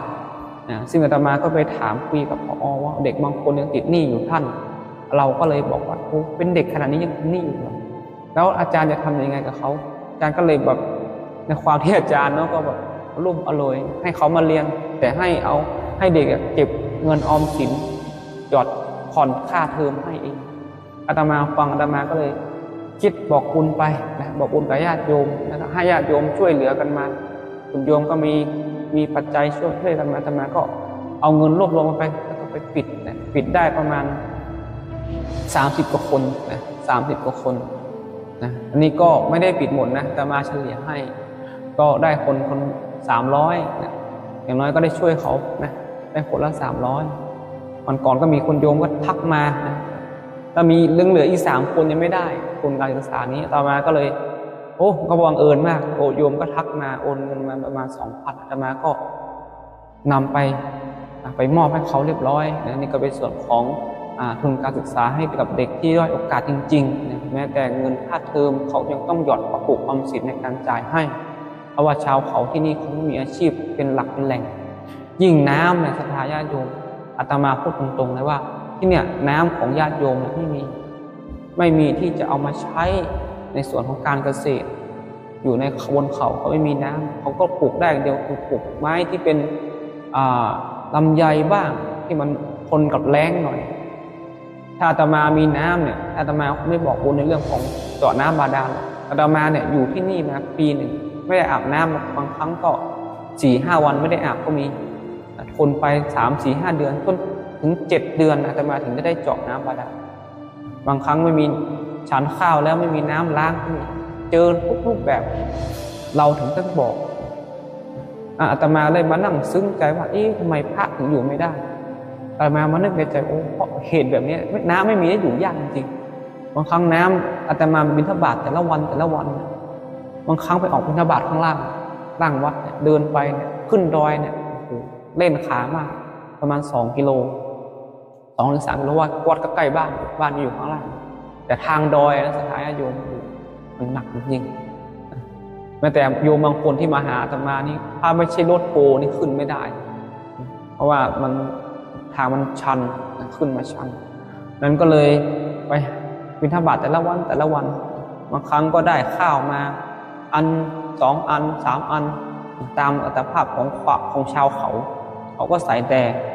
ข้าวน้ำไม่มีน้ำเพราะว่าน้ำเขาก็ไม่มีกินเหมือนกันชาวบ้านมีแต่ข้าวกับแกงที่เขาทำกันช่วงเช้ากินช่วงเช้าใส่มาแล้วก็ไม่มีอะไรสักอย่างหมูปิ้งนี่ไม่มีวันนี้ไม่ได้กินเลยหมูปิ้งถ้าเป็นพระทั่วไปได้กินน้ำก็ไม่มีเหมือนกันน้ำที่แต่ละวันอาตมาไม่มีเลยจริงๆไม่มีแม้แต่น้อยน้ำนิยมไม่มีใส่ให้อาตมาแม้แต่วันเดียวนอกจากอาตมาเนี่ยถึงได้มีการบอกบุญในเรื่องของเจาะน้ำบาดาลก็เสร็จเรียบร้อยแล้วบอกเจาะน้ำบาดาลเสร็จอาตมาก็ญาติโยมก็มีคนมีจิตศรัทธาเห็นรอลำบากเรื่องของน้ำก็เอาเครื่องกรองน้ำมาถวายแต่ที่ต้องจ่ายจริงๆก็น่าจะเป็นค่าไฟต่อไปข้างหน้าเนี่ยนะค่าไฟต้องจ่ายใช้เครื่องกรองน้ำใช้ไฟฟ้าในส่วนของสวดมนต์ทำวัดทุกวันประจำทุกวันใช้อินเทอร์เน็ตในการบอกบุญด้วยอะไรต่างๆนะไฟที่ต้องใช้บางที่ที่เราไม่ใช้เราก็ติดโซล่าร์เซลล์ตามที่โยมได้ถวายมาอันนี้เป็นส่วนที่อาตมาต้องอยู่ดูแลทั้งหมดของวัดเลยค่าไฟฟ้าค่าอะไรบางวันที่เราบอกบุญไปมันไม่ได้ตามเป้าหรือค่าใช้จ่ายมันสูงกว่าที่เราจะต้องจ่ายอาตมาก็เอาเงินเดือนที่เป็นเงินเดือนของครูพระสอนศีลธรรมบ้างเดือนละ 2,500 ได้มาก็เอาไปจ่ายค่าไฟให้กับวัดไม่งั้นนี่จะโดนตัดไฟเนรสามเณรก็อยู่ด้วยทุกสิ่งทุกอย่างทำให้อาตมาบีบคั้นอาตมาต้องใช้จ่ายมันเลยทำให้จิตอาตมาฝึกเหมือนกันนะว่าเราไม่ได้อยู่เพื่อหวังอะไรเลยหวังเพื่อดูแลรักษาที่นี่มันให้มันอยู่ไปวันๆให้มันพ้นไปวันๆให้มันมีให้ได้ให้อยู่ให้ได้ไม่ได้อยู่เพราะกิจนิมนต์ไม่ได้อยู่เพราะอะไรเลยเงินไม่ได้มาทั้งจ่ายไปจนแทบไม่มีจะใช้ก็มีอันนี้คือส่วนที่อาตมาเจอจริงๆก็เลยคิดว่าจิตเราสูงไปกว่าความโลภไปด้วยในแต่ละวันจิตสูงกว่าความโลภที่มีในจิตในใจถ้าเราคิดเล็กคิดน้อยเราอยู่ยากเราจะไปพูดไปว่าชาวบ้านไม่ช่วยค่าไฟฟ้าไม่ได้อย่างนั้นอย่างนี้เราก็อยู่ไม่ได้ดังนั้นเราก็ต้องพึ่งพาตัวเองอัตหิอัตโนนาโถอันนี้คือส่วนที่อาตมาต้องพูดบางคนบางท่านเข้าใจผิดว่าอาตมาบอกบุญทุกวันพวกวันพระขนาดนี้บอกอะไรขนาดนี้ถ้าญาติโยมมาอยู่มารับผิดชอบมาดูแลญาติโยมก็จะเข้าใจอาตมาเองในสิ่งที่อาตมาต้องเจอแต่ละวันแต่ละครั้งในแต่ละวันอาตมาต้องเจออะไรบ้างต้องสู้กับอะไรบ้างในช่วงฤดูฝนนี่อาตมาต้องสู้กับลมกับฝนกับฟ้าร้องฟ้าผ่าเยอะแยะมากมายทุกอย่างต้องเจอต้องสู้ถ้าไม่สู้นี่อยู่ยากนั้นก็ได้เมื่อเราสละตัวมาแล้วที่จะมาช่วยพุทธศาสนาในถิ่นทุรกันดารเราก็คงจะเป็นที่พึ่งให้แก่ศรัทธาญาติโยมที่เขาลำบากที่เขายังไม่มีที่แม้แต่จะปฏิบัติธรรมไม่มีที่พึ่งในการปฏิบัติธรรมเราช่วยอะไรเขาได้เราช่วยเขาน้อยถือว่าเราได้ช่วยเราช่วยเขามากถือเราได้ช่วยได้มากก็ดีกว่าเราจะไม่คิดไม่ช่วยเลยปล่อยวันเวลาให้มันหมดไปเรื่อยๆอันนี้คือสิ่งอาตมาได้ทำตลอดแต่ต้องขออนุโมทนาและขอบคุณญาติโยมที่ให้การสนับสนุนโดยมาตลอดไม่ว่าจะอะไรต่างๆที่อาตมาบอกคุณไปญาติโยมช่วยสนับสนุนทุกเรื่องทุกสิ่งทุกอย่างอาตมาก็ขอรับปากไว้ว่าอาตมาจะช่วยเหลือทุกสิ่งทุกอย่างตามที่อาตมาได้บอกได้พูดไปสัจจะที่มีอยู่ขอให้ศรัทธาญาติโยมได้พอใจและอนุโมทนากับอาตมาไว้ด้วยนี่ก็ขอบุญกุศลใดที่ศรัทธาญาติโยมได้กระทำมาแล้วตั้งแต่อดีตจนถึงปัจจุบันไม่ว่าบุญกุศลใดที่เกิดขึ้นขออานิสงส์นั้นจงให้ทุกท่านพร้อมทั้งครอบครัวจงมีอายุวันนะสุขะปานะละปฏิภาณธนสารธนสารสมบัติปฏิภาณสมบัติจิตสิ่งใดที่เป็นไปโดยชอบประกอบด้วยธรรมแล้วก็ขอให้ความมุ่งมา่ปรารถนาเหล่านั้นจงสมดังปรารถนาในจงทุกประการก็ขอเจริญพรขออนุโมทนาผู้มีจิตศรัทธาร่วมบุญสร้างศาลาปฏิบัติธรรมณวัดพระธรรมจาริกห้วยปงตำบลแม่นะอำเภอเชียงดาวจังหวัดเชียงใหม่ณวัดล้างในถิ่นทุรกันดารได้แก่คุณนันทวันชัยศรี 1,574 บาทคุณวิมลฟิชเชอร์ 900 บาท คุณสิริพรแย้มวารี530 บาทคุณยุวดีมงคล500 บาทคุณแพรไหมพีรรัตนนันท์500 บาทคุณสุริยากำหาวงศ์300 บาทคุณธรรมเนียบมณีพรหม233 บาทคุณวิรัตหมุนฤทธิ์200 บาทคุณจินตนากร200 บาทและขออนุโมทนาคุณจันทิราแซ่หาน200 บาทคุณแสงเอ้ยวงวอน200 บาทคุณจิตอัมพรพรหมรักษา100 บาทคุณรุ่งทิวาโททัสสะ100 บาทคุณอนงสงคราม100 บาทคุณชัญญาสายบุงเครา100 บาทคุณขจีวันจันโพ100 บาทคุณพรทิพย์เอนโด100 บาทคุณสิสสิวิมลรู้รอบ100 บาทและขออนุโมทนาคุณเพ็ญวิภาทอง100 บาทคุณโนราเมตตาพันธ์100 บาทคุณรินรดีสนิทกลาง100 บาทคุณกฤษพัศกรเกื้อหนู99 บาทคุณสมบัติสุขเกษม99 บาทคุณสุภาพรผุยเต้า99 บาทคุณอัมไพเวียงคำ50 บาทคุณมาลีวงราตรี50 บาทและขออนุโมทนาคุณพิชชาวรนาถชัยเดช50 บาทคุณบุญโฮง81 บาทคุณสมคิดทองด้วง35 บาทและผู้ไม่ประสงค์ออกนาม16 บาท9 บาท7 บาท9 บาท19 บาท500 บาท9 บาท9 บาทและ9 บาทขออนุโมทนาผู้มีจิตศรัทธาร่วมบุญถวายอุปกรณ์ทำความสะอาดและบุญถวายอุปกรณ์ของใช้ของวัดพระธรรมจริตห้วยปงตำบลแม่นาอำเภอเชียงดาวจังหวัดเชียงใหม่ประจำวันพระที่6 มิถุนายน 2567ได้แก่คุณสุธิดากำหาวงศ์800 บาทคุณโนเอลเจมคอรินคุณชนิดาพรเด็กหญิงดีเอนาเฮเรนคอรินร่วมบุญ300 บาทคุณรุ่งทิวาโททัสสะ160 บาทคุณแตงชัยนาชัย100 บาทคุณสมคิดทองด้วง100 บาทคุณพันงามเมฆกระจาย100 บาทคุณจิดาภาวามขัน100 บาทและขออนุโมทนาคุณนวลจันทร์ใจมั่น100 บาทคุณจำปีรัชตะสุวรรณกุล100 บาทคุณวิวัฒน์สัตย์ซื่อ55 บาทคุณเพ็ญนภาล่าน้อย50 บาทคุณธิดารัตน์สุวรรณมาโจ49 บาทขออนุโมทนาคุณกมลชนกเคนบุภา30 บาทคุณวุฒิชัยอมาตย์30 บาทคุณลูกเกดหวังดี29 บาทคุณสนธยาเตียวสวัสดิ์20 บาทและผู้ไม่ประสงค์ออกนาม400 บาทและ18 บาทก็ขออนุโมทนาสาธุการให้ทำเป็นทานชนะการให้ทั้งปวงขอเรียนเชิญท่านผู้มีใจบุญสนับสนุนการเผยแผ่ธรรมะในรายการธรรมะคลายทุกข์ทางสถานีวิทยุและทีวีร่วมกับพระอาจารย์พระมหาบุญช่วยปัญญาวชิโรได้ที่ธนาคารไทยพาณิชย์เลขบัญชี114-2050-933โทร0812590043หรือ www.bunshoy.com ขออนุโมทนาสาธุ